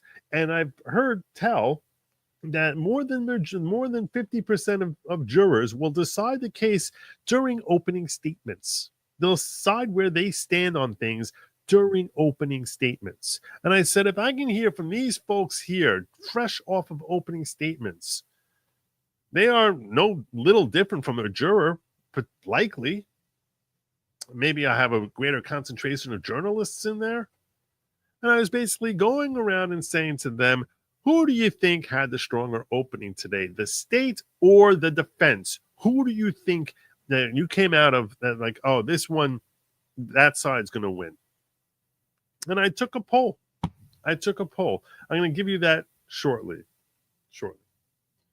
But I took a poll. In fact, you know what? Let me get it to you shortly. So, and because I was listening to the assistant attorney here, and I was just like, look, if what you're saying is true, and you can establish evidence beyond a reasonable doubt, that's a conviction.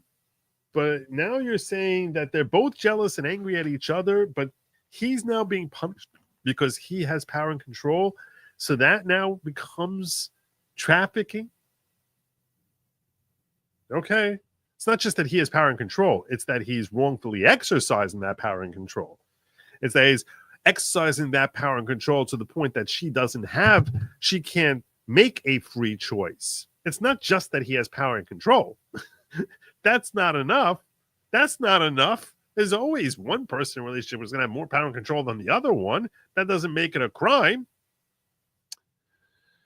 So you got to get really more than that. It's not just he has the power and control, but that he exercised that power and control to the point that she had no choice. It's tough. It's a tough case. After getting through that, she goes on to Jane. Diddy met Jane in 2020. Let me get to this. Nana knows. God bless you. Gifting 5 Good Logic memberships. Much obliged to you. Much obliged to you, my friend. Thank you. I can't really pull that up right now. But those of you who are brought into the following courtesy of Nana Knows, welcome to the following. Please express your gratitude to Nana Knows. Oh, let me do it real fast. Let me see if I can find it very quick. Very quick. Let me do this really fast. Oh, I can do it. T. Renee. Hey, look at that, T. Renee. Manville, Donnie Nash, Samantha Bush, and Ezra's Art Atelier. Welcome to the following. God bless you. Please express gratitude to Nanos, bring you into the greatest group of individuals who are seeking far greater personal growth through community unity, learning, and thinking. And we are learning, and hopefully on some of this stuff, not thinking too much. Hopefully not thinking about everything. Allegan saying she liked the lifestyle and the money, which is why she was willing to do anything for a paycheck. Most do the same every day when we go to work. That's a very cynical way of looking at the world, my brother. But that's a very cynical way. That's a harsh assessment. I'm not saying, that's a judgment call. Some people look at it that way. You're not the only one who looks at it that way. I'm just saying, that's a cynical way. Are there daily transfers that we have theatrical readings of the trial? Late night Good Logic players could reunite. I don't know. Probably, but I don't know. All right. Let's get to talking about Jane. He meets Jane in 2020. She's a single mom. He pursued, fell in love with her, introduced her to these parties, the party nights. and she agreed to try one. And as soon as she agreed to try one, hours later, she's already in one, and everything had been all set up and arranged for her to, oh, good, you want to do it? Well, good. It's right down the hall. I thought that was funny. She's like, he's like, do you think you'd be okay if I would call a guy and then he would do this and you would do that and I'd be over there? Maybe with like my cell phone and, and I'd be doing that. And the two of you would be doing this.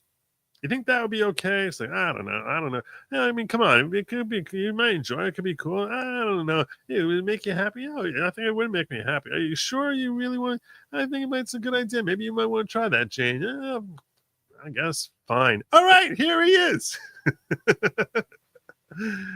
I just pictured the whole thing. I'm like, my God. She must, if she had like half a brain, she'd be like, you don't need to make a phone call? Don't need to make a phone call even? No, he's right here. And then we come to the first problem with Jane. See? You know how I know I came to the first problem before I even read it? Because I made a little notes myself. Asterisk. Right there. Asterisk. She said she agreed because she wanted a real relationship.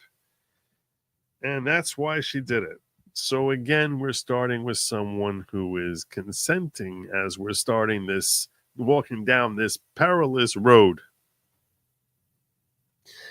And that this became drugs and work that was going on, would go on for days at a time.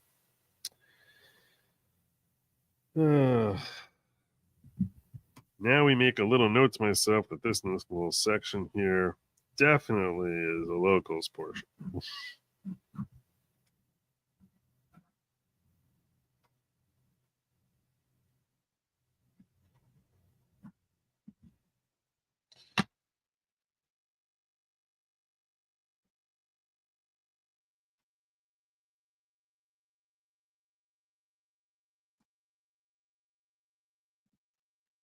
The ADA went on to say that he used his money and power to control less than 1 year ago from today, so within the last 12 months, they were at home on a date night and Jane got upset and jealous of another woman and she hit Diddy.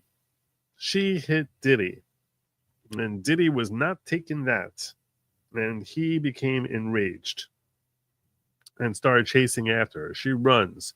She locks the door. He kicks the door open. She runs to the bathroom. He kicks the door open. She runs to a closet, locks that. He kicks the door in, runs to a different room. He kicked in 4 doors. 4 doors he kicked in before she tried running to the exit door. You would think, by the way, when the ADA was describing this, I'm thinking to myself, like, I'm practically screaming because he's sitting on these pews there, and I'm practically screaming like, "Get out of the pool! Get out of the pool! Get out of the pool!" She's not getting out of the pool. What are you running to hide in a closet? Come on, Diddy's coming. Diddy's coming. Diddy's coming. What are you doing? What are you doing? You don't go into a closet. What do you think? A closet's going to stop me? So we're like, oh, whoa, no, there's a closet. What am I going to do? No, get out of the pool. Get out of the pool. I'm like, come on. Come on. It's just. Anyway. 4 doors more. Yeah, I guess so. That's pretty funny. Maybe he got it from Kyle Rittenhouse. Who knows? Anyway, and he ends up basically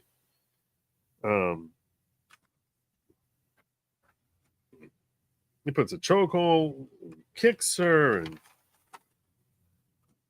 just he goes Diddy on her. He goes Diddy he becomes violent Diddy on her, which basically means laying his hands all over her in ways that very few people ever want their hands in. Perhaps I started having questions about this during this whole thing.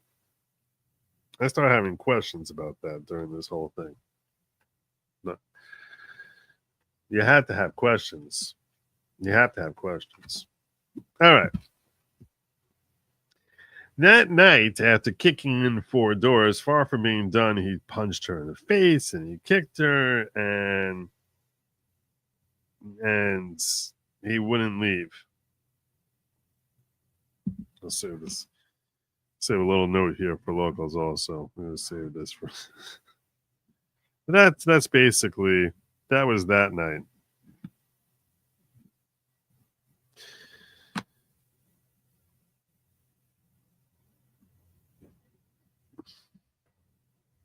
And that encounter which she had that night was rather violent, and describes it in ways using a word that starts with R that I can't use on YouTube.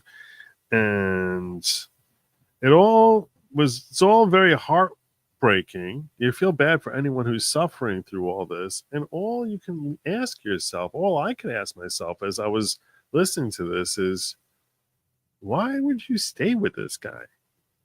Like, seriously, why are you staying with this guy? Like, what is wrong with you? Anyway, that for me, it's a problem. It's a problem the state needs to overcome. To say that, yeah, maybe there's extortion, maybe there's blackmail. We'll come to that a little bit during the defense's opening statement. And then she repeated how this is all about power control and inner circle crew meeting his needs and covering up his crimes. And then she would talk about covering up the crimes. How would he cover up crimes? Well, he gave a hotel a brown bag of $100,000 to hide a video. And that he would hide Cassie away for days. And that basically he's trying to, part of this whole covering up crimes, which seems consistent with the criminal enterprise that you would be looking for in the RICO, is that he's trying to hide the evidence, bury the evidence, bury the evidence. And then she starts giving context where she says racketeering is an enterprise of crimes over time. And over here we have exploitation and bribery and obstruction of justice and the trafficking thing, which is trafficking. And then he says that's your first crime. Then we have trafficking standing alone. Two more charges of trafficking. One charge for traffic, and that, if he gets convicted on RICO, would be a maximum of life in prison. Then you have the trafficking. There are 2 trafficking charges standing alone. One for Cassie, one for Jane. And if convicted on trafficking, he would be facing a minimum of 15 years and maximum life in prison for each woman that he trafficked. The final 2 are for transportation of coitus for money. Transportation for the purpose of having coitus for money. And that refers to individuals who he brought across. You have to be transportation across state lines. And that, she said, is referring to 2 individuals who he was paying, 2 dudes that he paid to cross state lines in order to enjoy them doing their work with his girlfriends. And those are your 5 charges. Those are your 5 charges. She closed out her opening statement by saying, you're saying how? Well, that he forced and coerced and we're going to detail all those crazy nights. This is how we're going to prove it to you. We're going to detail all those crazy nights, and we're going to show you videos of some of them, not because we want to, but because you need to see just how horrific some of these are. And that, and we're not going to tell you just about these 2 women. We're going to introduce you to an employee named Mia, who was also a victim of his advances.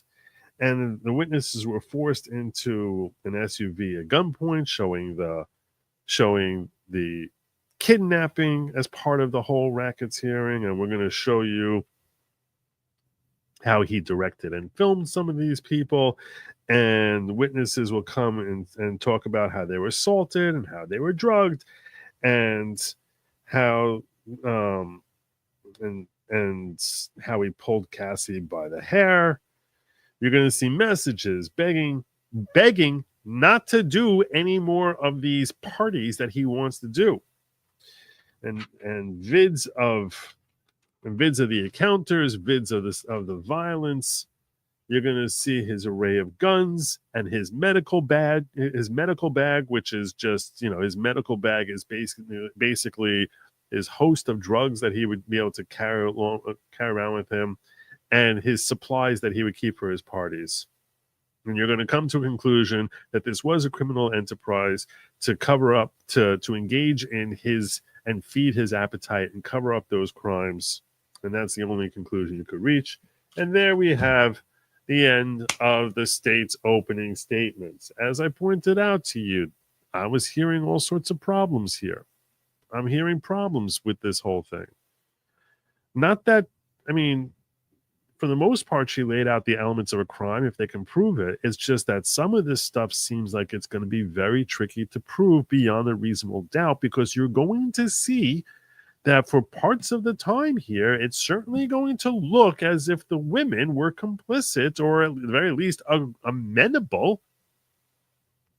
And yet at the same time, I think to myself, if a woman is in that situation, she's going to look amenable. So I'm sort of left like, I don't really know. I don't really know who's telling the truth here. Probably, I'm expecting that before I've heard any of them testify. I'm expecting to come to a place where I don't know which of them is telling the truth. And then we get to that very annoying thing for the state called proof beyond a reasonable doubt. And I was hearing this and I was just like, I think it's going to be a struggle in certain ways for the state. I think it's going to be a lot of struggle. Maybe they can do it. This is a very tough case for Maureen Comey. This is a very, very tough case. Very tough case. But we're going to see that some of this is actually, in my opinion, she's got, in certain ways, Diddy has some real problems of his own. We're going to get to that when we get through. And when I'm listening to each one who's trying to tell me how right they are, it helps me highlight and understand where their flaws are, what parts are scaring them. And that's what that's one of the things that I think when I'm watching these trials, it feels very different from what you're going to get from legacy media. I'm listening to the state play out their case as best they can. And while listening to it, I'm getting sirens off. It's like, this sounds like this might be a problem. This sounds like, I don't know how you're going to convince me on that one. I have a feeling you're going to struggle to try and get me over this hurdle over there. That's what I'm getting when I'm watching this whole thing and listening to the states. But when the defense is up there telling over their side of things, I start having problems with the defense's side, as I'm about to lay out for you in a moment. Is RICO being used to bring back trafficking and other charges since the statute of limitations lapsed? Likely. No, well, there's still trafficking. There's still trafficking. There's 2 trafficking charges. I think RICO is because you get convictions when you use RICO. And even if you don't end up getting the conviction on RICO, it helps you better flesh out the trafficking. It gives you more of an opportunity to flesh it out.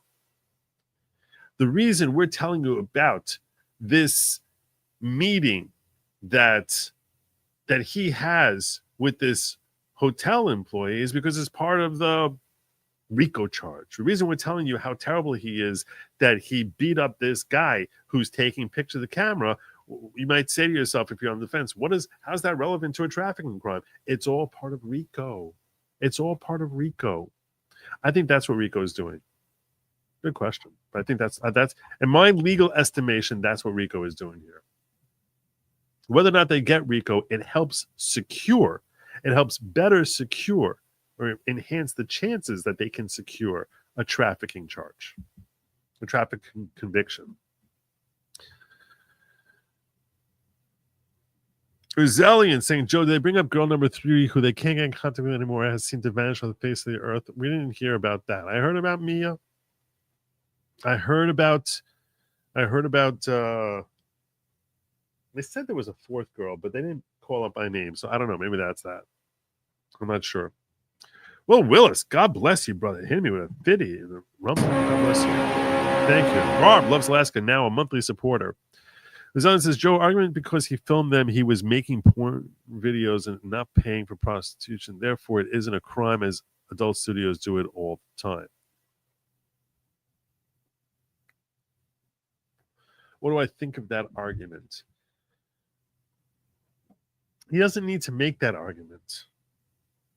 Because either they're amenable and freely consenting, in which case, whether he's planning on marketing it or not, he's in the clear. And if his objective is to sell it and they're not freely consenting, then it doesn't matter whether he's trying to plan on selling it. It's that the moment they're engaging in this act, are they able to establish free consent and genuinely consent to it without having their minds addled by drugs? Their minds could be addled by love or by emotion. That's fine. Where they make stupid choices, ridiculous choices that you and I would look at and just think to ourselves, girl, really? Have you no self-respect? That's fine. That's not a crime. If he can get the jury to think that, he hasn't committed a crime. So while I understand why you would come to the whole thing as far as, the making and producing videos for financial purposes, it almost becomes extraneous because you can't be doing it for commercial purposes against their will. So the commercial purposes wouldn't help Diddy there. And if they're consenting to it, you don't need them to be doing it for commercial purposes.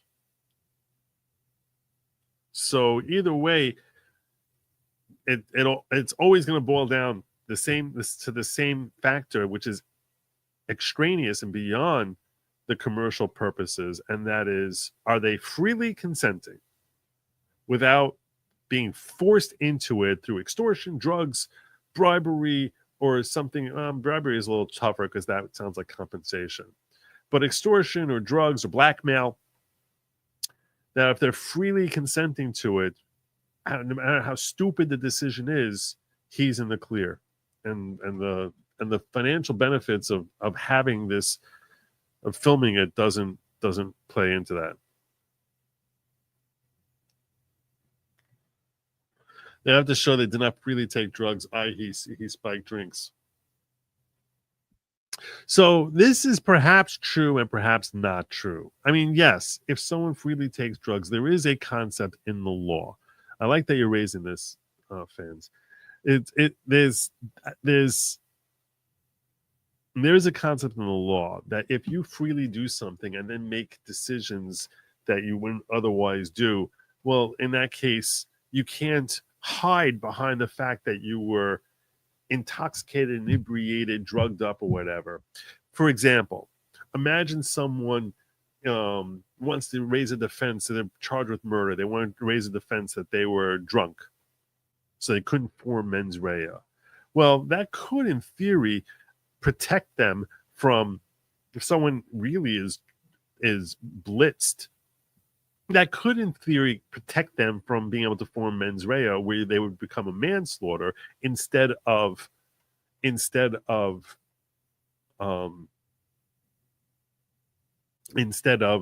being a charge of murder. But if they decide they want to kill someone, and you can establish that they really, really want to kill someone, but they don't have the stomach for it, so they down 6 shots in order to steel themselves for it. The fact that they're blitzed out of their mind, that they're bombed on alcohol or drugs, would not help insulate them. So if she's really like saying no, and he's like, fine, we won't do it, but hey, why don't we do drugs tonight? And she's like, okay, that I'll do. And she takes the drugs. And then when she's under the influence of the drugs, he's like, all right, now you're gonna do it. It's like, okay, now let's do it. That's arguably not going to protect Diddy, right? I mean, I think that's logical. I'm so many drunk as bartender, so many drunks before I crashed my car into that family. Yeah. So, all right. Let's get into defense. Let's talk about defense. Defense was given by Tenny Garagos. She introduced herself. The assistant district attorney who gave opening statements, did not introduce herself by name. I wonder if that's a choice or not, that we just want you to think of us as United States rather than as a person. I don't know. But this individual was never addressed by name. And I get pictures of the district attorneys. I might be able to deduce her name. In fact, I want to take a moment and see if I can do that. List of district attorneys prosecuting Diddy.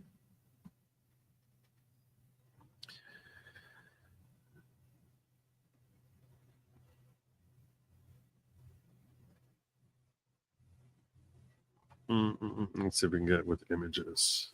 No, that's not working. All right, I got a list here.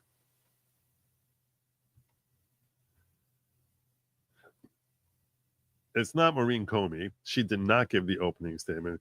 Her I would recognize because she basically looks like if her dad, James Comey, grew his hair out and didn't go bald. That's Maureen Comey. Maybe it was Emily Johnson. Let me see. Oh, should I say Emily Johnson? She's the one who delivered the opening statement. So that's it. Emily Johnson. So we can get a picture.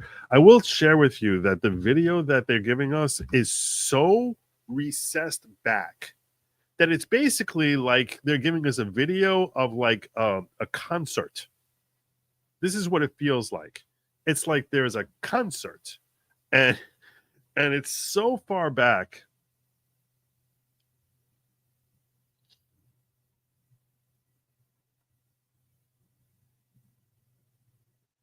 This is the woman who gave the opening statement.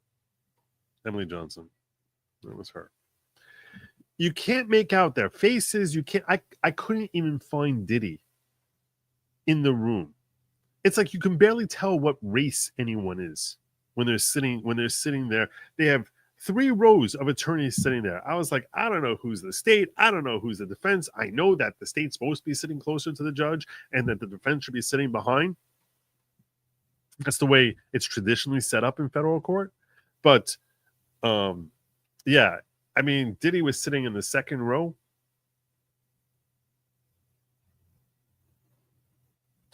And the filming. So I'm sitting in a viewing room where they basically, I'm not sitting in the nosebleed section, I'm sitting in a viewing room in a different room, and the video angle is so far back that it's like, and I'm sitting 6 rows or 4 rows from the TV, and it's a big screen TV, but even if it's a 4-foot wide TV, when the camera's so far back, it's like trying to pick your friend out in a crowd at a Yankee game.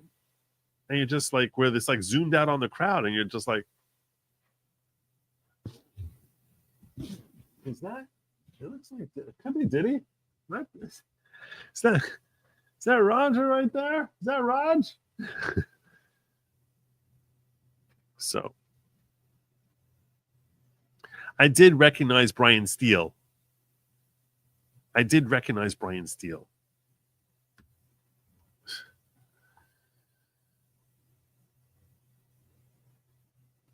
Some of the allegations are decades old. Does that hold any bearing in a court or to a jury? Only if it's beyond the statute of limitations, if they're decades old. But to the extent, I mean, and I question, it could be that trafficking is a very lengthy, what is the statute of limitations of trafficking? I haven't looked that up.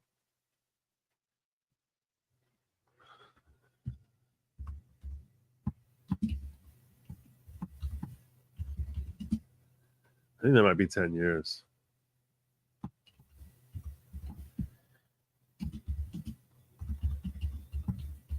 It's probably 10 years.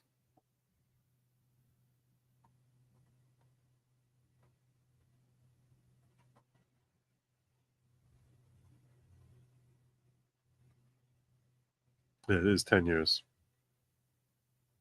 So that's why they're going with Cassie and Jane, because they ran into 10 years. So federal courts do know how to broadcast. Congress needs to force the lower courts to be open with streaming. I wish. Oh, I would love to watch this with you guys. I would so far prefer that. I can't even tell you. It is what it is. All right. Mensch talked and got locked. Let's get into the defense counsel.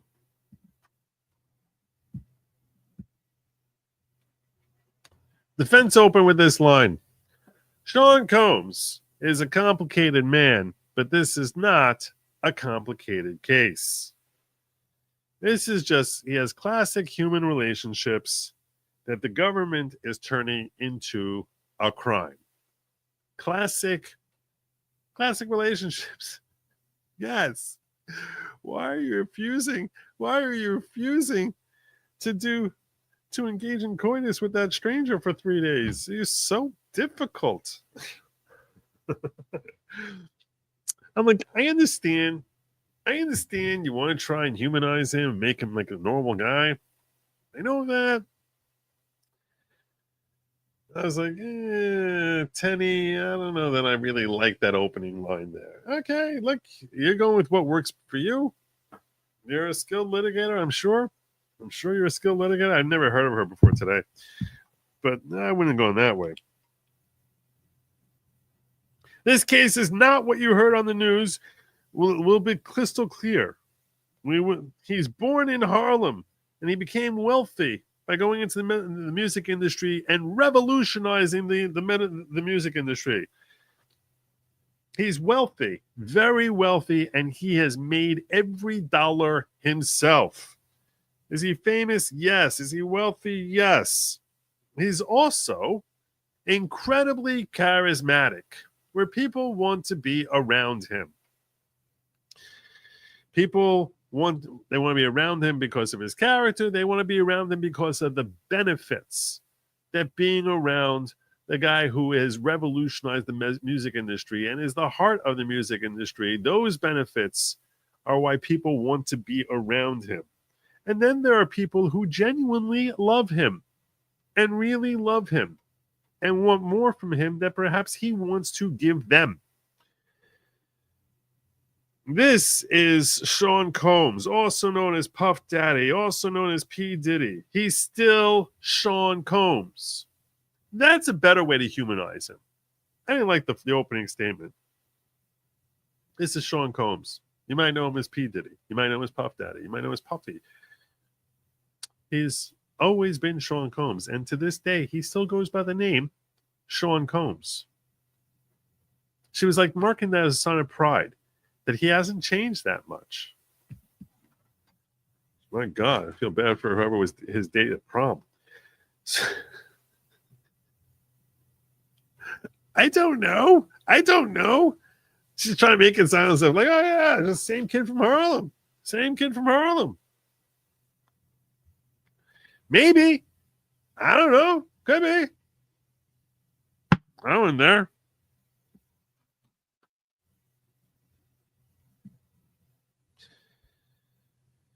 She said, not one witness will come forward and say that they were part of a racketeering enterprise because there was none. Now, I made a little asterisk here. This is a bit nitpicky. Here's another reason why no witness is going to come forward and say they were part of a racketeering enterprise, and that's because it's a conclusory statement. And if they were asked, were you part of a racketeering enterprise, the defense would properly object because it's a conclusory statement. You can't testify and say, I was part of a racketeering enterprise. And I thought this was the most disingenuous way to frame her argument. And I'm like, Tenny, I'm dinging you for that. That's wrong. Now, this is something that is highly unlikely that a single person in the jury identified it. It's very unlikely that they had that thought, or that they would realize that that would be testimony which would be properly objected to and sustained if, in fact, the state was to bring forward a witness and say, "Were you part of a racketeering enterprise?" Of course, they're not going to testify to that. I'm like, this is such a bad faith argument. It got me bothered. I'm like, this is such a bad faith. I'm like, shut up. When she said that, I was like, she actually introduced, she's like, after she went through, he's still Sean Combs. I'm Tenny Garagos. And not one witness here. And I was like, I don't like you, Tenny Garagos. I don't like you. I don't like that. I don't like that. At this point, I should share with you, by the way, delivery style. Delivery style. Because that's an important part of the presentation that I can share with you that you would not appreciate if you're not there. In fact, I'm going to give you overall ambiance and style before we get a little any further into this. Should I do it now? You know what? I'll finish with the defense statement, and then I'll go through style and give you a feel for the ambiance of the room before we get into witness testimony. Okay, you can tell this is going to take a while. Right? I mean, it's pretty obvious. All right. She said this whole thing is about his private activities, meaning his private personal activities. And she said, we're going to be straight with you. When he's drunk, he gets violent. That's who Sean Combs is. When he gets drunk, he gets violent. We own it. When he's on drugs, he gets violent. When he gets angry, when he gets jealous, he gets violent. That is what he does. That is who he is. And you may at one time or many times think that he's a jerk or that he's mean. But he's not charged with being a jerk or being mean. He's charged with trafficking. And that is something he didn't do. Now, let me be very clear about this, said Tenny Garagos. Domestic violence is very serious. We're not trying to excuse domestic violence. It's a terrible, terrible thing. But he's not charged with domestic violence. He's charged with trafficking. And that's a very different thing. This is a case about personal accountability and irresponsibility. He was you're going to see that he would get physical with people. You're going to see that he was a drug user. You're going to see that he has an unnatural attraction to using lubricant. None of these are federal crimes. I don't think she said unnatural, but she said that he has that his appetites. She said that he has an excessive supply of lubricant. I was liberalizing a little bit there, but then I realized none of you could possibly realize I was being liberal in my recitation. You're going to see that he loves drugs. That's not a federal crime. You're also going to see that these witnesses are strong, adult, capable women who made choices. They have personal responsibility and freedom to choose. Those choices come with consequences. Sometimes they're favorable, sometimes not so much. I didn't like her wording on that. When she says those choices come with consequences, yeah, the consequences are that you might lose a couple of teeth when Diddy punches you in the face. That's also a consequence. I thought that some of the things that she was saying was almost making me like kind of smirk. Like, you want me to believe that he's the same poor kid from Harlem who just happens now to be paying millions of dollars in lubricant and dudes, just like every other kid from Harlem, just like every other kid. It's like, just stop it. You want to tell me he's the same guy, carries the same name? Fine. Don't sit here. Don't spit in my face and tell me it's raining. I mean, come on. And don't use phrases like those choices have consequences. And I understand that the defense has their own difficulties too, because Diddy is a jerk and he's mean and he's a jerk and he's abusive and he's a drug addict and he's a jerk. And now you want to get the jury here to say we understand he's a jerk, but also that he hasn't committed these crimes. That's a difficult position that you're putting the jury in. And some jurors may not be willing to go there. Some jurors may be like, I don't care if I can catch him on these crimes. This is what he's charged with, and this guy's a complete D-bag, and I want to send him away. And that makes for a difficult case for the defense. I think this is a very difficult case for both sides. I think this is a very, very difficult case with both sides. Obviously, one side's got to win unless we get a hung jury here, but this is a very difficult case for both sides. She was taking pride in that they were owning the fact that he's violent. Yeah, there's tons of video of him like beating women around. You kind of got to own that.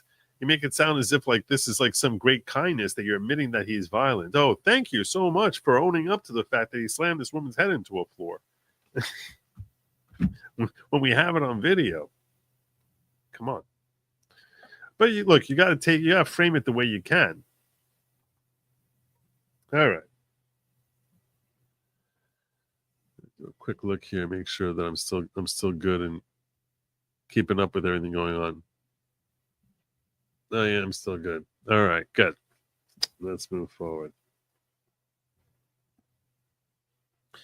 She said, I'm going to ask you as you listen to these witnesses tell their story, what did they get from being with Sean Combs? Each person was getting something. Watch for the jealousy, which drives the choices they made here.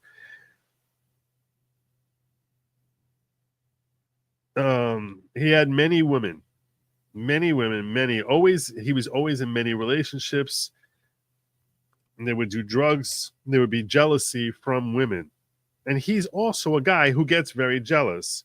Ask every time you're watching some fight, ask yourself what is causing that fight. And you will see invariably that fight is resulting from either jealousy or drugs. Every time. And her point is it's not a fight because he's forcing them to do things and he's compelling them or he's extorting them, do this or we're going to release these videos, but that they're each motivated by jealousy and not as part of furthering some criminal conspiracy to control the women.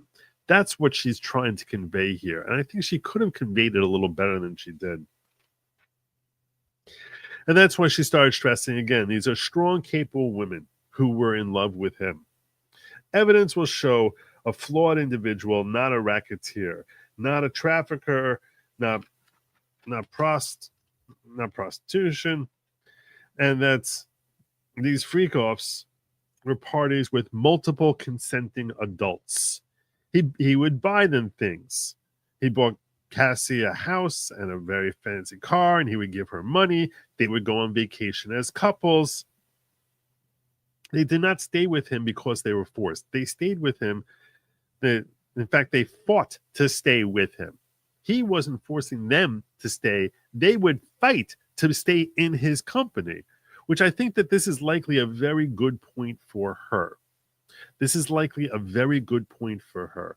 That they're fighting to stay in his company is a sign, and that's likely the case for much of the periods of their relationship. The question is there a point in time where with each of these women, they were fighting to get out?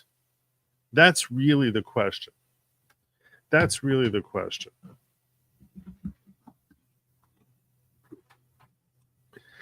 She started going through the Cassie and Jane situation. Cassie's an 11-year relationship. The fights surrounding the fights between Cassie and Diddy always were surrounding his cheating on her or her cheating on him. They had a toxic relationship, but they deeply loved each other. And she brought up how there was this Kim Porter individual, which she was very confusing. And I didn't know what the hell she was talking about when she introduced Kim Porter. I don't know who Kim Porter was here. Some of you likely know more about Kim Porter's scenario than I do. I'm telling you, as a member of the jury sitting there, I didn't understand what she was talking about with Kim Porter. In the end, I thought that she was some competitor with Cassie for Diddy's affection. That's what I'm taking it as. And that they would fight over their jealousy. CJ, God bless you. Thank you so much. You're awesome. Do you like a hung joy? Maybe we'll him up. I covered that. Thank you so much, CJ. All right. Let's get into the vid at the Intercontinental. This is what the Tenny Garagos from the Defense Council moved on to. There's a famous video, which I had never seen before, but many of you probably have, of P. Diddy beating Cassie around by an elevator bank in the Intercontinental Hotel. She said, "You're probably going to see this video later today." Meaning it's coming. And we want you to know that what he did was indefensible. It was horrible what he did. But that is not evidence of trafficking. It is evidence of domestic violence. When you're watching, bear in mind, this is not evidence of, and I kind of like the way she was taking the sting out. She's like, you're going to see this video later today. You're going to look at him and he's going to look horrible because we can't keep this out. The judge already said this is going to come in. She didn't say that, but that's what I'm interpreting from what she's saying. That he found that it's more probative than prejudicial, which is probably the right call on his part. You're going to see them carrying 2 bags. She's carrying 2 bags, and that he pulls her down by her hoodie, and he kicks her, and he stomps her, and he drags her by her hoodie, and you're going to see an illuminated phone, and there's a fight over that phone. And that's what this fight was about, that there's stuff on the phone that he doesn't like. And this is all domestic violence. It is not trafficking. And Cassie calls security, and this was ultimately an assault but he's not charged with assault. He's not, but it's not evidence of trafficking. Okay. And I think this was a wise move on her part. She's like, I know some of the ugly stuff you're going to see. Let me break it down for you, just how ugly it is, so you understand that when we're sitting here defending it, we know it's horrible. We know it's terrible. We know it's embarrassing. We know that it's inexcusable. We know it's criminal. We know it's criminal, but this is where your statute of limitations stuff starts coming in. This happened 9 years ago. Can't go for him for DV on a 9-year-old case. So he's not charged with DV. He's charged with trafficking. And that's, he said, and then Tenny goes, Cassie made a choice to stay with him and fight for him until one day she made a choice to leave. And she went to another man. And when she left, he didn't release videos. And I thought this was a great point that she was making. All this talk about, like, we're trapped here. He's going to release videos and ruin our lives. Well, Cassie leaves. And he wasn't too happy about it, probably. Did he release any videos? Was that a real threat? You're sitting here saying they felt threatened. Why are they feeling threatened when women leave? He doesn't use videos to keep them in place, and he doesn't punish them when they leave.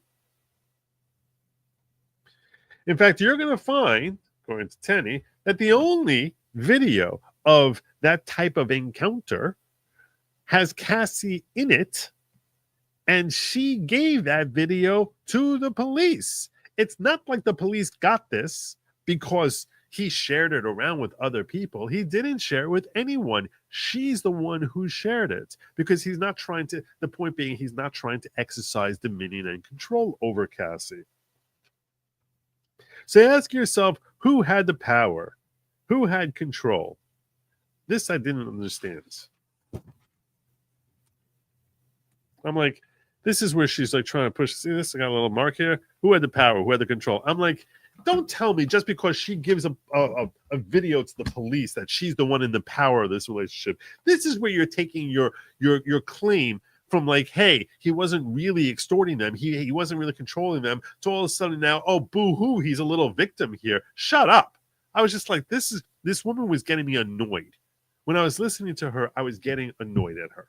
I'm like, you're literally just spitting in my face, and then you're flicking my forehead, and you're telling me I'm walking through a rainstorm and a hailstorm. I was like, this is the stupidest. It was offensive.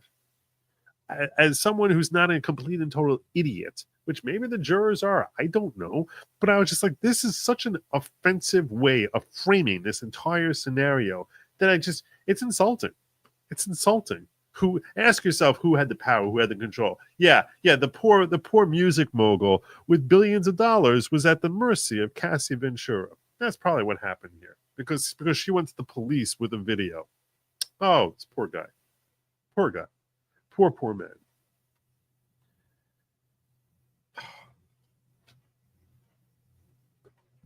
So in the midst of the breakup, that Cassie came to the funeral for Kim Porter. And she came there, flew across the country because she wanted to support them. Even though they're in the middle of a breakup, she wanted to support Sean Combs because he knew because Cassie knew that this was going to be very difficult for Diddy to deal with. And when she was there, she heard Diddy refer to Kim Porter as his soulmate, and that she took that as a crushing blow. And that she knew she would never be the love of his life, so she left. That was one moment that changed everything, and they haven't spoken since. To this day, when he said she was my soulmate, never ever spoke again. And she ended up marrying a trainer. She moved on with her life. Diddy moved on with his life. And just as you would have with any relationship, because this was voluntary. And when it was time for it to end, she moved on without any problem. And that's why you need to evaluate intent. When she comes and testifies against Diddy, come and evaluate intent that she feels like that she's angry at him, that she invested all this time, and that she was never the love of his life. That she's a woman scorned, essentially. Tenny never used the phrase a woman scorned, but that's what she was portraying here. Let's get to Jane. Jane was his girlfriend of 3 years starting in 2020. It's got to be more than that, because Jane was assaulted within the last year. I don't know, maybe 2021. And by now, at this stage in his life, he's matured somewhat, and he's more upfront about the fact that there are other women in his life. Now, Jane is a married mother. And Jane was a capable, strong woman. And you're going to see that the first of the encounters that Jane has was something that she greatly enjoyed. And they would call it hotel nights. It's not called freak-offs now. It's like, oh, this is our way of like sort of bonding with each other in this whole unorthodox type of way. That she did it because she loved him and was desperate to create more meaningful relationship. So she made the choice. That's what you need to remember here. She made that choice. She did it for love. She did it for the cuddles. She did it for time with Diddy. She was willingly engaged. And you might think to yourself, wow, Diddy is a really bad boyfriend. That's what Tenny said. You might say to yourself, wow, he's a really bad boyfriend. But that is not trafficking. If she walked away and lost him, that night with the defendant and see him on that what happened was that she saw him on Facebook. She walked away when she saw him on Facebook with someone else, and that what you're seeing from her is that she's expressing regret that she degraded herself so much for Diddy and still couldn't form the relationship with him that she was looking for.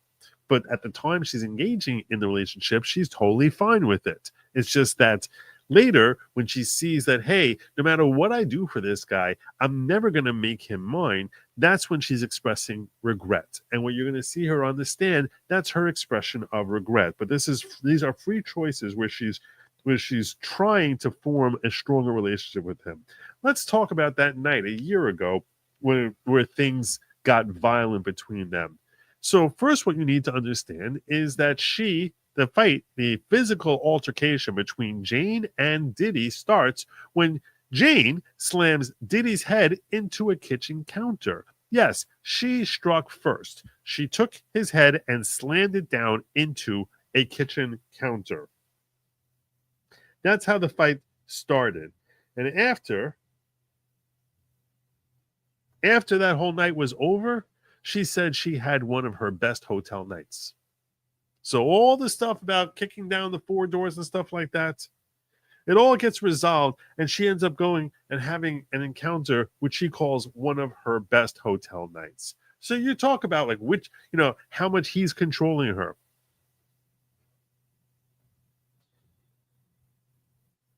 And when you see these vids, you're going to see vids of a consensual relationship that were meant to stay private and intimate. Let's talk about Mia, another woman that the state brought up. So when you're watching her, just watch and ask yourself, what is their motivation? Evaluate what is Mia's motive. Ask yourself, why didn't any of these people call the police? And you're going to find that all these people were in love with Diddy and wanted more time from him, or want to be in a circle for the money that it afforded them or the power. That everyone who's around him is a leech, essentially, is how she didn't phrase it like that. But all these people coming up here, they're all motivated by money. You're going to see that none of them go to the police. When they have all these problems with him, none of them go to the police. You know where they go? First phone call they make is to a civil attorney to sue him. One person suing him for $30 million. Another person suing him for $22 million. They sue him for they get into his circle and want to get as close as possible to him so that they can enjoy the benefits of being around him. And then when they're dissatisfied with the way things end up, they end up suing him rather than running to the police because of his conduct. You're going to see bribery. They make claims that there's bribery where they gave money to a security guard. He gives money to a security guard in order to hide of the video at the Intercontinental. But he did that solely to avoid bad PR, not to hide from the police. That's why he's doing it. He doesn't want bad PR. When she mentioned this, you want to know the first person I thought of? I thought of Trump. And I said, how are we ever... and I made a big asterisk here. This is my note on that. Asterisk with a little triangle, testify, question mark. They're going to test. Is he going to testify? How would we know his motivation if he doesn't take the stand? A triangle is a reference that we make in law school. They teach you that in law school. You use a delta for defendant, and you use a pi sign for a plaintiff. So that's if you ever see my notes and you see the little delta there, the little triangle, that's my way of saying defendant. I'll have a little W in a circle for witness. I gave Cassie her own little shorthand of CV because Cassie Ventura. I figure her name's going to come up a lot. And I thought of Trump because Trump did the same thing. He would pay people off for PR, and he was doing that 10 years before he was ever running for political office. And he just didn't want the bad PR that would come from associating with some of the women that he wanted to associate with. So I was like, that does make sense. That does make sense. Now, Trump didn't take the stand in his own criminal defense case. He had others who were managers who took the stand and testified as how they paid off women going back to like 2006, 2002 to bury stories, long before anyone thought of him in a political atmosphere, which I thought was pretty compelling evidence. And I guess if Sean Combs, it's likely that Puffy has done that in the past. I can't imagine he's going to take the stand. The first thought I had was like, holy heck, is he going to testify to try and say that the reason I paid that money was to help my PR? I was like, I can't believe that.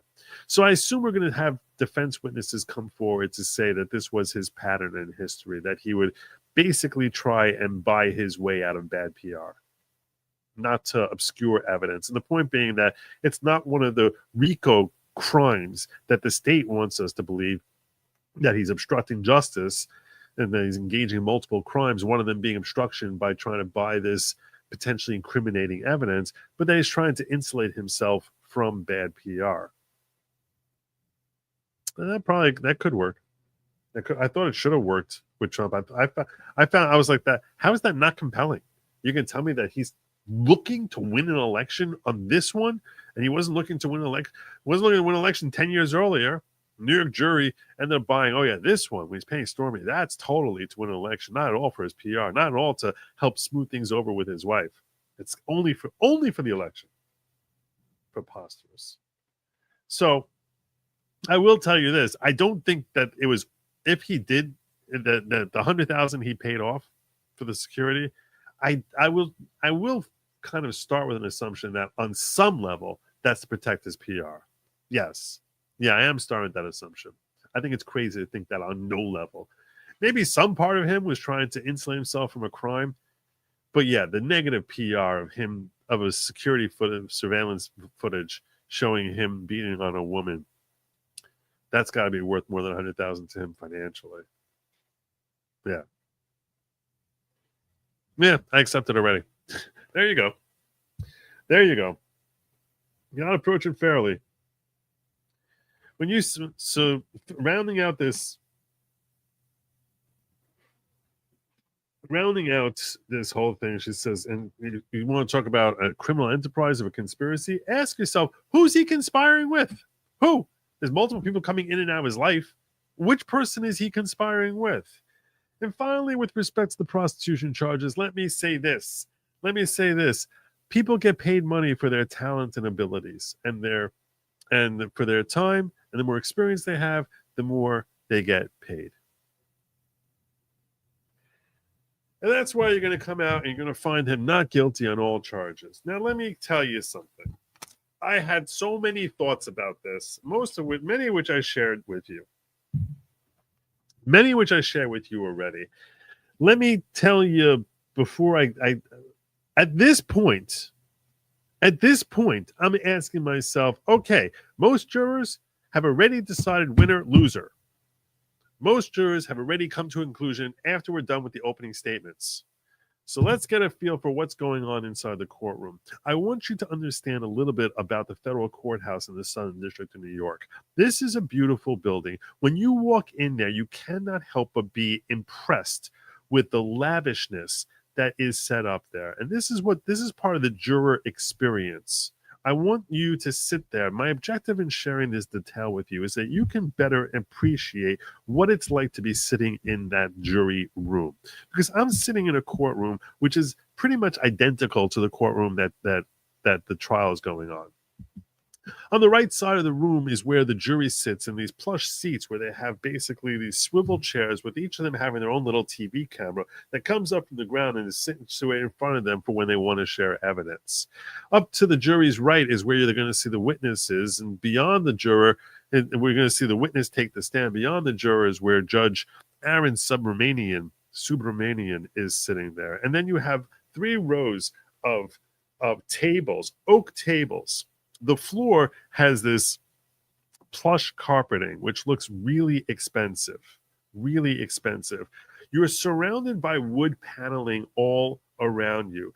The ceilings are somewhere, I would say, around 18 feet high, maybe 15, maybe 20. It's difficult to tell. I'm going to tell you, I think I would estimate like 18 feet high, with long, narrow windows that are adorned by these very expensive drapes, which are mostly closed and hiding an exceptional view of the city. No one's looking outside, ever. No one stands by those windows and appreciates that view, because all of the action is inside.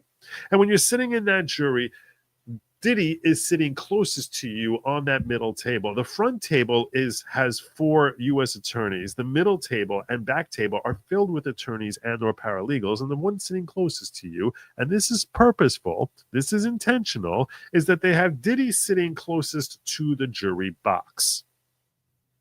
And then behind that third row of table is the gallery, and row after row of your traditional church pews, which one row will sit 8-person per bench. The other one, because there'll be an aisle down there, there'll be a center aisle.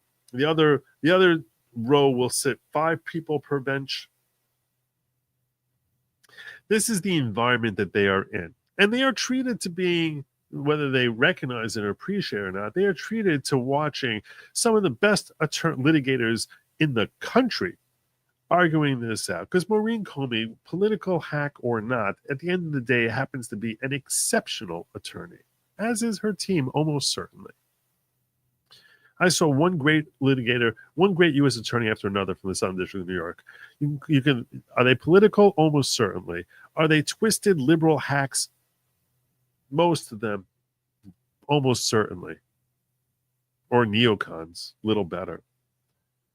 But do not underestimate their skill at litigating in a courtroom. They know what they are doing. They know how to word their questions. They know how to frame legal arguments. They know how to tactically prepare a case and set up witnesses.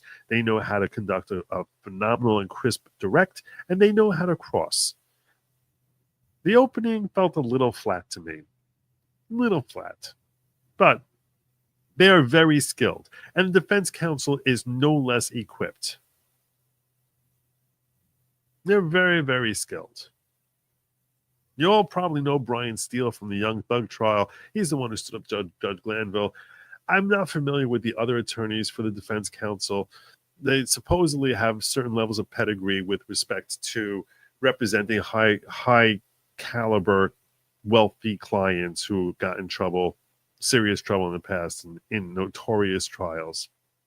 But this is the environment. Oh, and the walls are covered with wood paneling, elaborate wood paneling, and the ceiling is this high ceiling, which is a cream color, and has 2 rows of 5 massive chandeliers, each of which is probably as wide as I can spread my arms. I would estimate like these. It looks like almost if you took the dome light off of a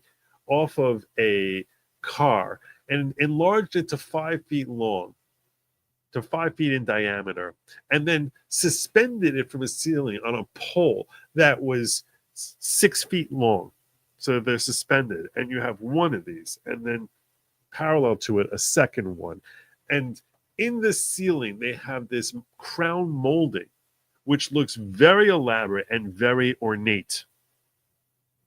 And they'll have 5, and they basically create from the crown molding like a trough where it's recessed into the ceiling a good 1.5 feet.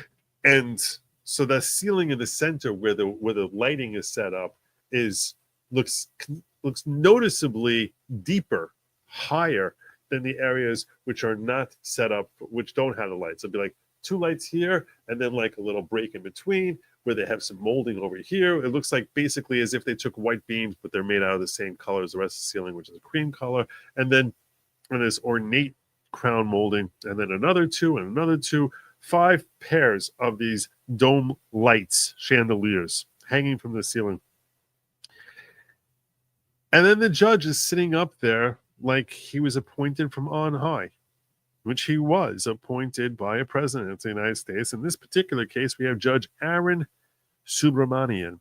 Judge Aaron Subramanian has only been a judge for a very brief while. I think he was appointed in 2022 by Joseph R. Biden. When you hear something like that, you will assume that he's a hack.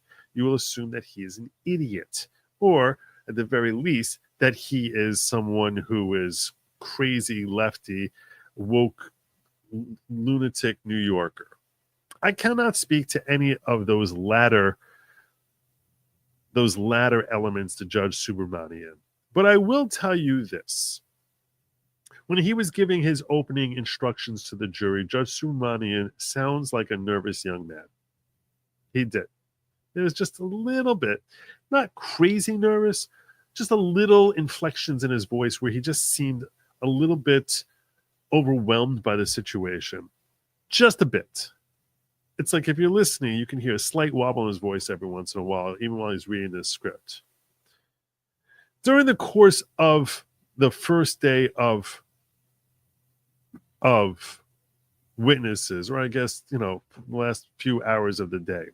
So last 3 hours that I got to see, he probably had, I would estimate, between 20 and 30 objections raised to him. And I will tell you this. The number was 20, 25, 30 objections made by the state, by the United States, objections made by the defense. Every call that he made, in my opinion, was 100% spot on. It is rare for me to see a judge make one call after another where I would actually say out loud right before him. I was kind of like showing off. I was like, sustained, overruled, sustained, overruled, and one after another. So his balls in strike zone was at least day one. I can't speak to anything else. I haven't looked. I'll tell you this much also with respect to the Batson application that was made this morning before I got to the courtroom. That seemed like the right call. It seemed like the right call. So I don't know if he has an agenda. I would assume he probably does. I would, just given the fact that he's appointed by Joseph R. Biden. Yeah, I'm just gonna go off on a limb and just say he probably has a pretty serious agenda. But when it comes to calling balls and strikes in a trial, and the limited amount I've seen him as far as making decisions, I have yet to see him miss a single call. And that's pretty impressive. Unless you're saying I missed the call, we both missed the call together. That's possible. That's possible. But I was actually very impressed with his balls and strikes. Very impressed. Only day one, and there's going to be, hundreds more. Hundreds more.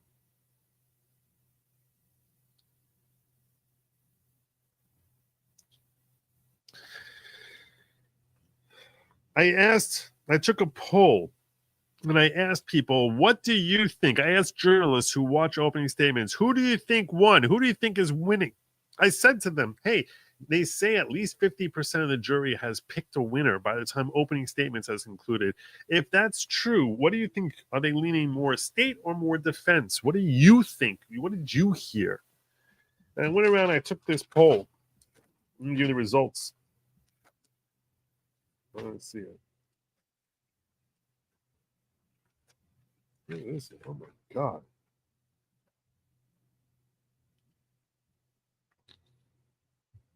Six people out of the people I polled. 6 people said the state won. 7 people said the defense.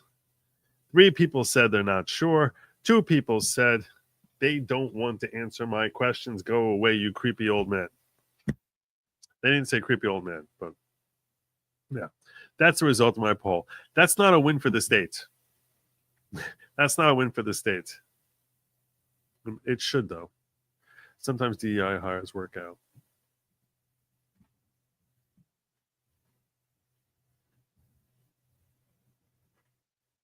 All right.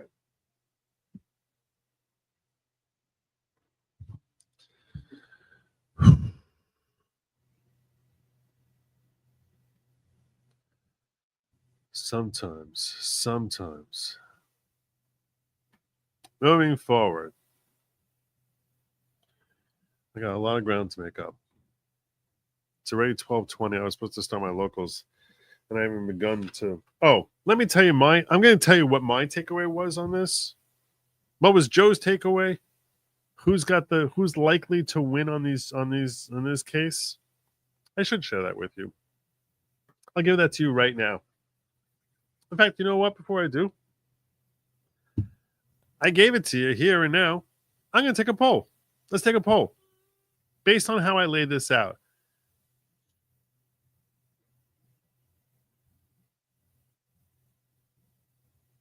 Let me set this poll up.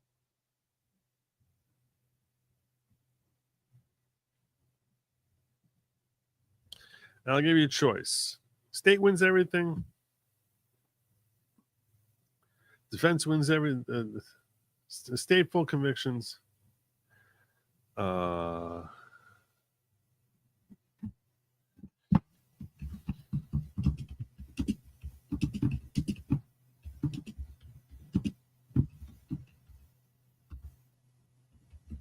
opening statements. This is a good poll. Based on how I laid out opening statements, and let me know down in the poll. If you're watching afterwards, let me know down in the chat and like vote before you actually hear my statement on this. Like stop, pause the video now and just vote. And then tell me, what do you think the state of defense is going to win? Based on how I laid out opening statements.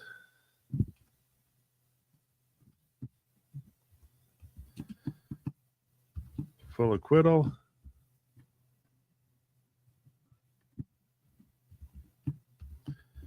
Convictions everywhere.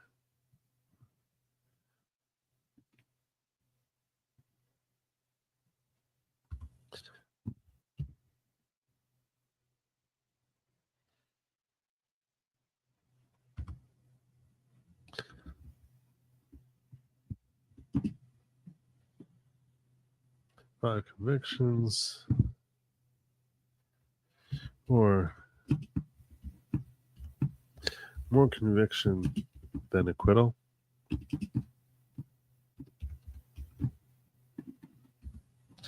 I will have more acquittal than conviction.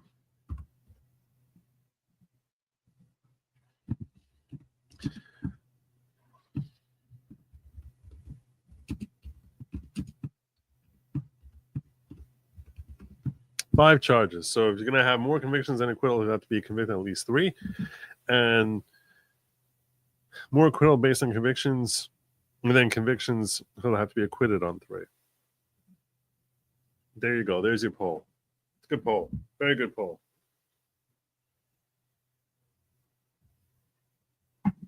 All right.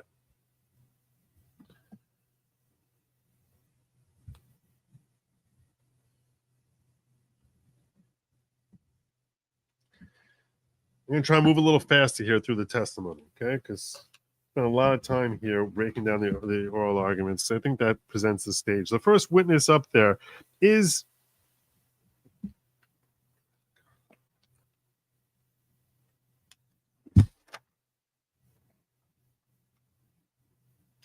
Officer Flores from Hotel Security at the Intercontinental. He shared with us 4 videos during his testimony, on direct testimony. Those 4 videos include the notorious video of Cassie being flung around by an elevator bank, as predicted by the state. Excuse me, by the defense, that the state would bring that up later that day. They did. And this guy here, Officer Flores, which funny moment in the jury room that I was in is when he finished testifying, I said, does anyone know this guy's first name? Everyone's like looking around. Someone else called out louder. Does anyone know his first name? What's his first name? I said we should all just claim his name as Officer Flores. That would be amazing if every publication in the country just referred to him as Officer Flores. But then someone said you could probably find it on Google.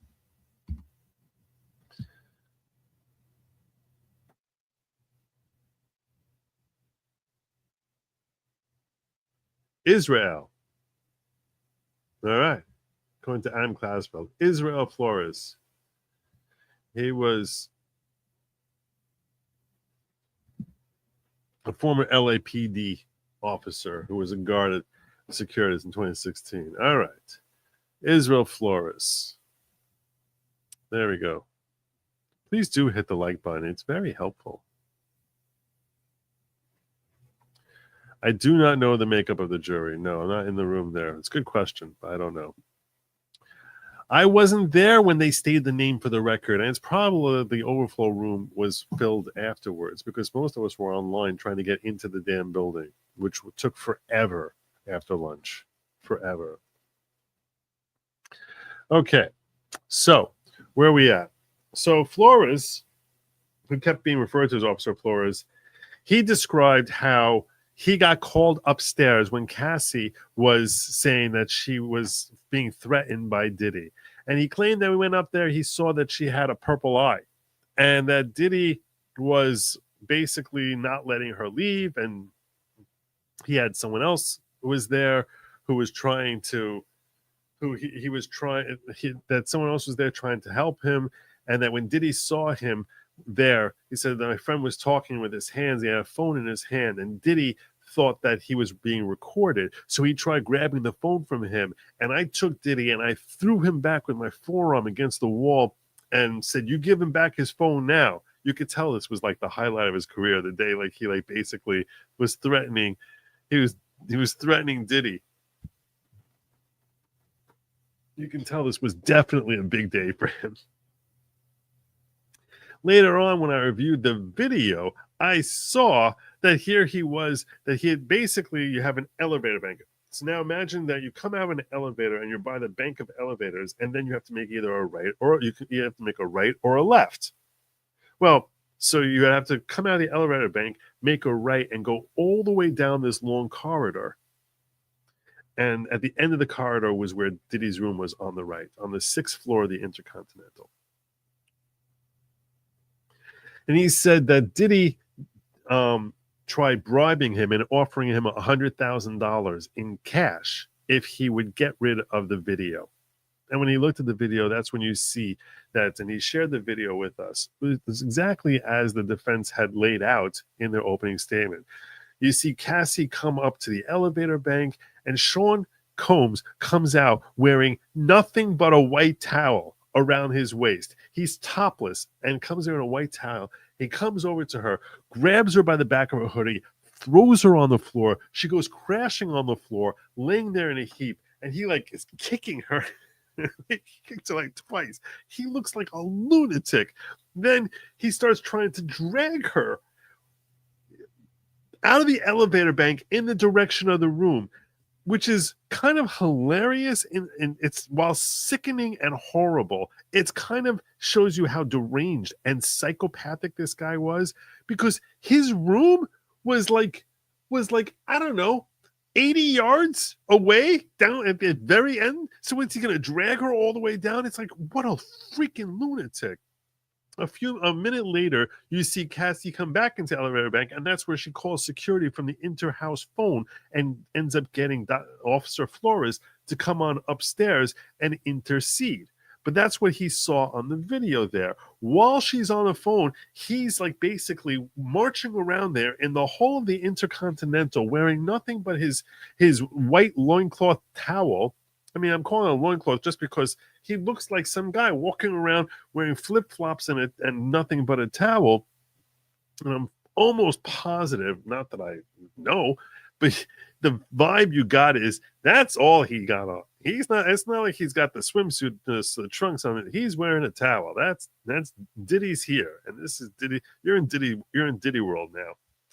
And you can see when he's walking, like even when she's on the phone, like he's like almost like afraid to like grab the phone from her and hang up. So it's like he's just like sort of walking, and he looks like a caged monster. Like he wants, like he's like, you can tell like he didn't finish getting his licks in. He looks like he is losing it. Just marching around by the elevator bank there wearing his towel. He looks freaky. He does. So this is what Flores says how and ultimately he ends up agreeing to let her leave. And what does he do? So, and then he shares the video and he goes through the whole scenario there. He said he walked Sean Combs back to his room, and inside the room there was another guy who was sitting on the bed who never got up the entire time. What's his name? I don't know. Can you describe him? No, he was just sitting on the bed there. Anything happened with him? No. There was some guy in there. Okay. And he explained how he had to like hold him up against the wall, and how he made an incident report, and that they introduced the incident report into evidence, and then they introduced the videos into evidence. And that's the incident that we have there, where basically he looks like he's beating the snot out of Cassie. Cross-examination. Oh, yeah, he's offered $100,000 in a bag, but he wouldn't take it. He's like, keep your freaking money. I'm not taking that. Also, they told him, you're going to have, when his office manager came there, it's like, you're going to have to pay for the damage. You're going to, because he had basically broken a vase, and he took pictures of some of the damage that resulted from Diddy carnage. And to the hotel and tell him he's going to have to pay for the damage. Cross-examination was by Brian Steele. And I'm going to tell you something. I've seen Brian look like a great attorney. This was not a great day for him. Some of the interactions and exchanges, the audience that I was sitting in was laughing. And that's because Officer Flores, he just seemed very chilled. One of the videos that he had looked like the same video as the first one of Cassie being beaten around. And we're like, what's this? He said, I decided to film on my own phone the security surveillance footage. So he did that himself. That he secured the video surveillance footage. And like, why would you do that? He's like, well, I wanted to have it documented. And as soon as he said that, I said, I know why. It's TMZ. That's why. I got video of Diddy beating on a girl. You think I'm going to let someone else sell that? No, sirree, Bob. That went straight to TMZ. I know how this stuff works. I've been around the block enough. I'm sure he's been around the block. It's like, that is classic TMZ right there. Sean Combs getting violent with some woman.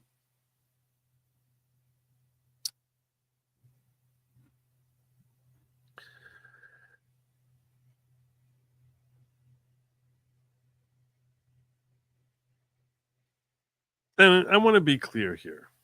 I do not think that domestic violence is acceptable. I do not think it's remotely okay. I don't think it's anything to be excused. And some of you might mistakenly think that I treat it as being something light or something that's not to be taken seriously. Of course, it's to be taken seriously. To me, the what I find amusing is just how deranged this guy is. That's where I think I was like, this guy thinks this is nothing. This is, you're living in Diddy world. That's what this is. No one should think that DV is anything less than horrible, perpetrated by utter monsters, but that he doesn't even realize just what a freak he is. He is crazy. He is crazy. That's, to me, that's what I think. And then when you're sitting here seeing people who and how they're dealing with Diddy in Diddy world, to me, I think some of it's funny. I do. So I just want to be crystal clear about that. But to the extent that anyone, God forbid, is finding themselves in a situation where you're dealing with someone who's remotely like Diddy, first and foremost, I urge you to get help. And secondly, get the heck out, please. Because DV is not a funny thing. Where are we at here? Cross-examination. Cross-examination. The incident report.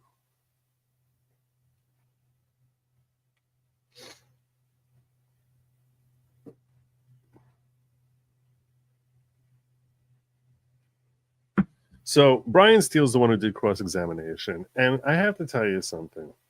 The tone of it, and the tone is really important. You will not appreciate the tone if you just read a transcript. Because the words that are expressed there, depending on their delivery, take a completely different context of the defendant sounding excessively defensive or sounding completely confident. This is why when it comes to testimony, the appellate court will always give broad latitude to the district court judge because they're the ones who are trying the case. They're the ones who are hearing the testimony firsthand. They're the ones who are in the best position to assess the credibility of witnesses and the tone that's going on in the room. So if you see this, it will, if you read the transcript, it may actually look like Brian Steele was winning a lot, but it didn't feel like he was winning at all. It actually felt like the struggle was very real.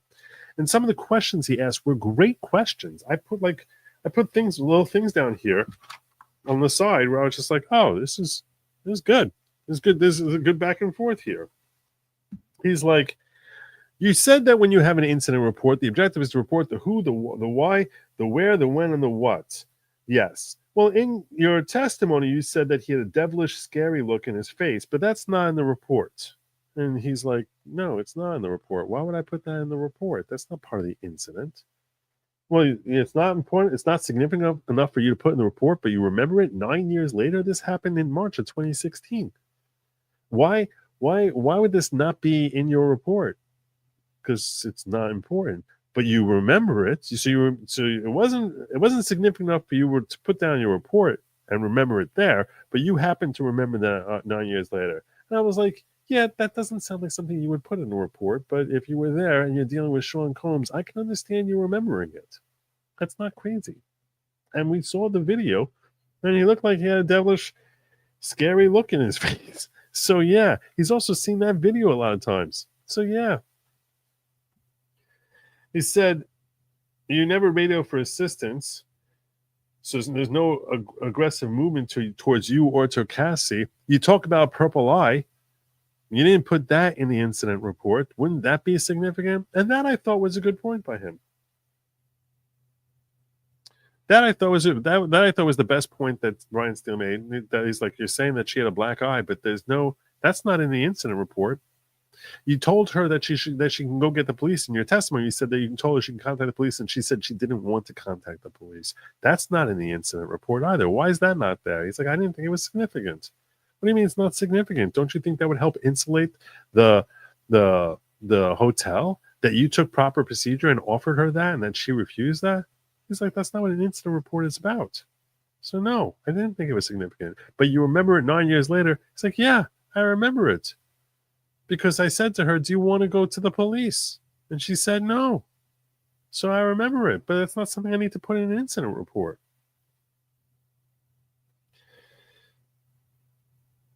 Well, your incident report says that the defendant told Cassie to leave. So why are you saying that he didn't want to let her go? He's like, because I had to spend a long time convincing him that she's leaving and that she's not staying with him. And I wasn't going to let her stay there. So, yes, it's true that ultimately he ended up agreeing that she can go. And that was the end of it. Once he agrees to it, that's why I put that in the incident report. And the constant theme that Brian Steele was working with is it's not significant enough to be in your incident report, but yet you claim to remember it. And I'm going to tell you something. None of his answers appeared shifty at all. He seemed completely relaxed and completely natural. And this is what you do when you fill out an incident report, and that there are certain things that you're not going to put in there. Every person I spoke to thought that he had incredibly high credibility. So he said it's not important enough to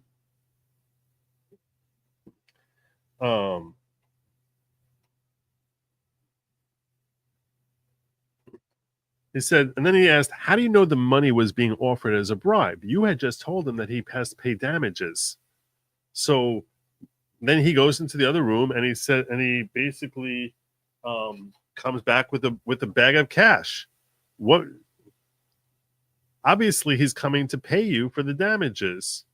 And he just looks at Brian Steele. He's like, that was 100% offering me a bribe. Definitely, absolutely 100% offering me a bribe. And he said it with such conviction. He's like, he wasn't paying for anything. There's no reason to give me the money. He was 100% offering me a bribe.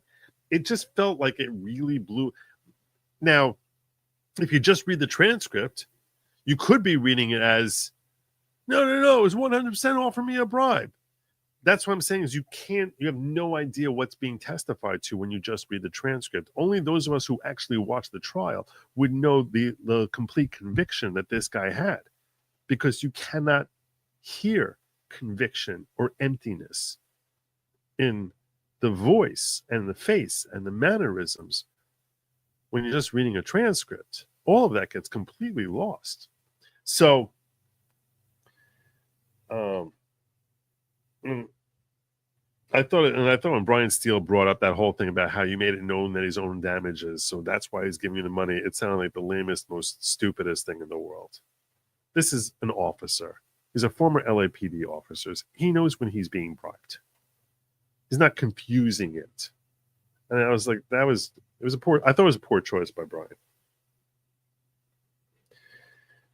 He said, you brought up there's a man in the room sitting in the corner. Yes, but that's not in your incident report.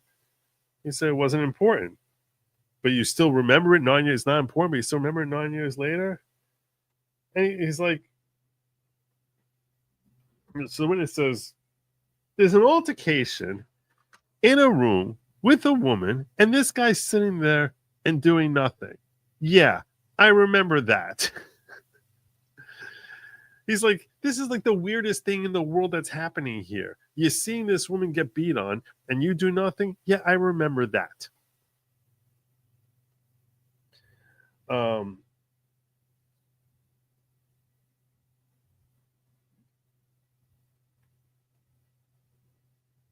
then when he brought up the whole thing about how she rejected calling LAPD and that he didn't put that in his incident report. So he goes, look, on the incident report, if I make a left turn instead of a right turn, I can remember it, whether I made the left or the right, but I'm not putting that in the incident report.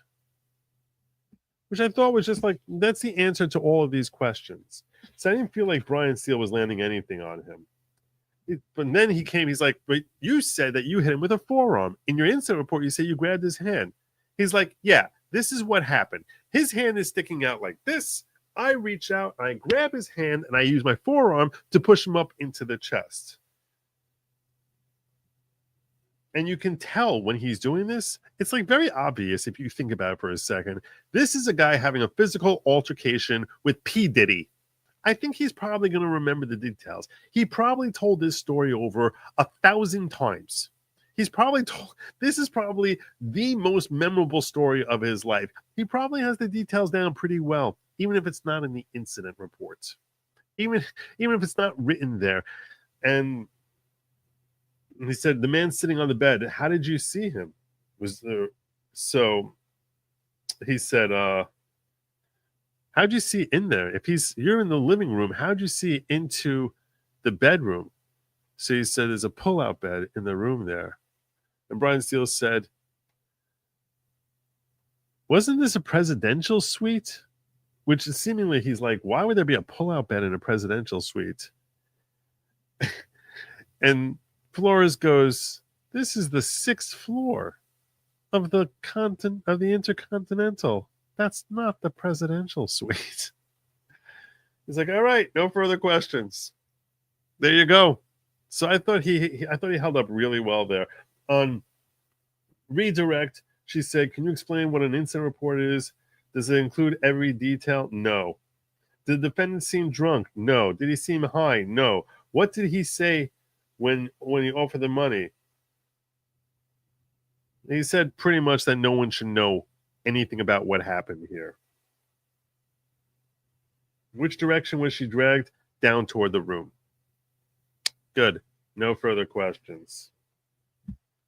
And then on recross, he says, motion or sensor videos, yes. Are there gaps in it because sometimes it's off? Yes, fine. That's it. End of that witness. We're done with that. We're up to witness number 2. This is witness number 2. I'm just going to share this with you here, and I'm going to land my plane here. And shortly thereafter, I'm going to tell you my thoughts about likelihood of conviction and where this case will go given day 1. Where we're at day 1. I might amend this over the course of time as I see testimony and other things develop over the course of time in this trial. I'm going to tell you what my thoughts were as to where we're going to get in just a moment. Witness 2, I'm going to do on locals. Witness 2 just has a lot of filth. Witness 2 is the guy who was paid to engage with Cassie and performed in front of Diddy. And he tells over his story of everything he saw while he was engaging with Cassie. This is something I really don't want to talk about in detail on YouTube. I'll talk about it in locals. There's a link in the description. There's a link down in below.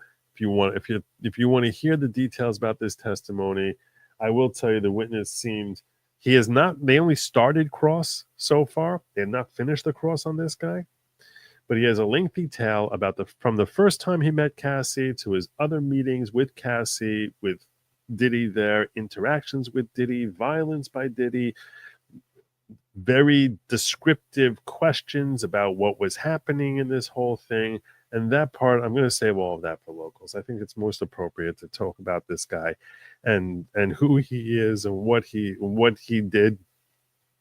And this guy's name is Daniel Phillip. And his direct examination came from Maureen Comey. And that I'm going to say for locals. I'm going to tell you this. My thoughts after watching opening statement is this. I think the state is really, let me see where the poll is at. I hope you all voted by now. I'm going to end the poll here with 200 votes. Comes in that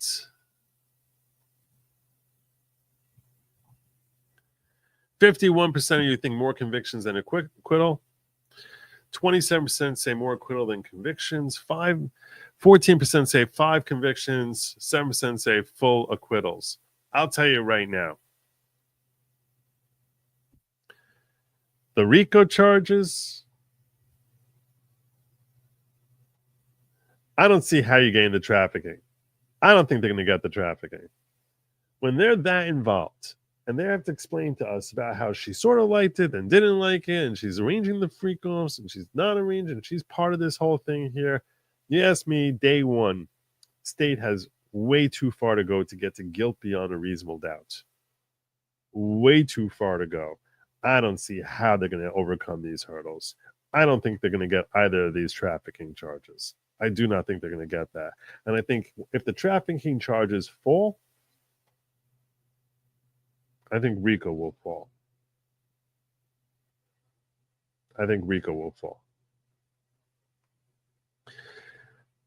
On the flip side of it, I have no way in hell of understanding how the defense will put up and get past the transporting for purposes of prostitution.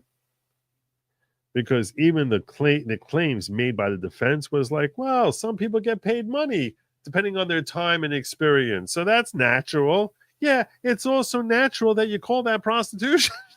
That's what that is. Yeah, okay, maybe some prostitutes are better at what they do than others. And they're going to get paid more. Some might be a higher caliber.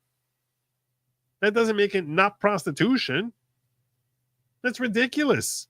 I couldn't even believe that Tenny Garagos is trying to make a claim here. Well, you get paid based on your experience and your time and your experience. So that's what you got on those 2 charges? No, that's not anything. That's crazy. I was like, that's what you got? That's it? Oh, he's going down for those. Now, those each have a maximum penalty of 10 years, and you can get it twice. So, my expectation is I think he's going to get jail just after day one. And this is subject to change. I don't think he's going to get life in prison. I don't think he's going to get hit on the trafficking. I think he's going to get some jail time for the prostitution. Probably 2 of them. And then it'll be up to the judge to decide how aggressive he wants to be and sentencing guidelines and things of that nature. But that's where it feels like on day one, and like I said, this is subject to change, and if I see reasons for that position to change, I will inform you. I'll just tell you right now, it feels as if he's going down in counts 4 and 5, and probably that the state is going to struggle to reach guilt beyond a reasonable doubt on the first 3 charges, racketeering and trafficking. That's just how I felt. So I could be wrong. That's just how I felt on that. All right. The locals link is in the description. I'm going to be starting that up in 2 minutes, and then I'm going to be running through page after page after page. I got 1, 2, 3, 4, 5, 6 pages. I got to get to sleep. God. I'm going to be running through it. I'm going to do it fast. I am going to give more detail than I would possibly give here on YouTube. So I hope you'll follow me over there, whether you're on Locals, you're on X, you're on Rumble. It's goodlogic.locals.com. It's goodlogic.locals.com. While you're here, please like, share, subscribe, do all that other awesome stuff. I would be most obliged if you can do that. And stay tuned for more videos that will be dropping tomorrow. Tomorrow. I plan on dropping those on you thence. Or come on over. I'll see you on Locals. Link is in the chat. Link's in the description. Check it out. Until then, Godspeed.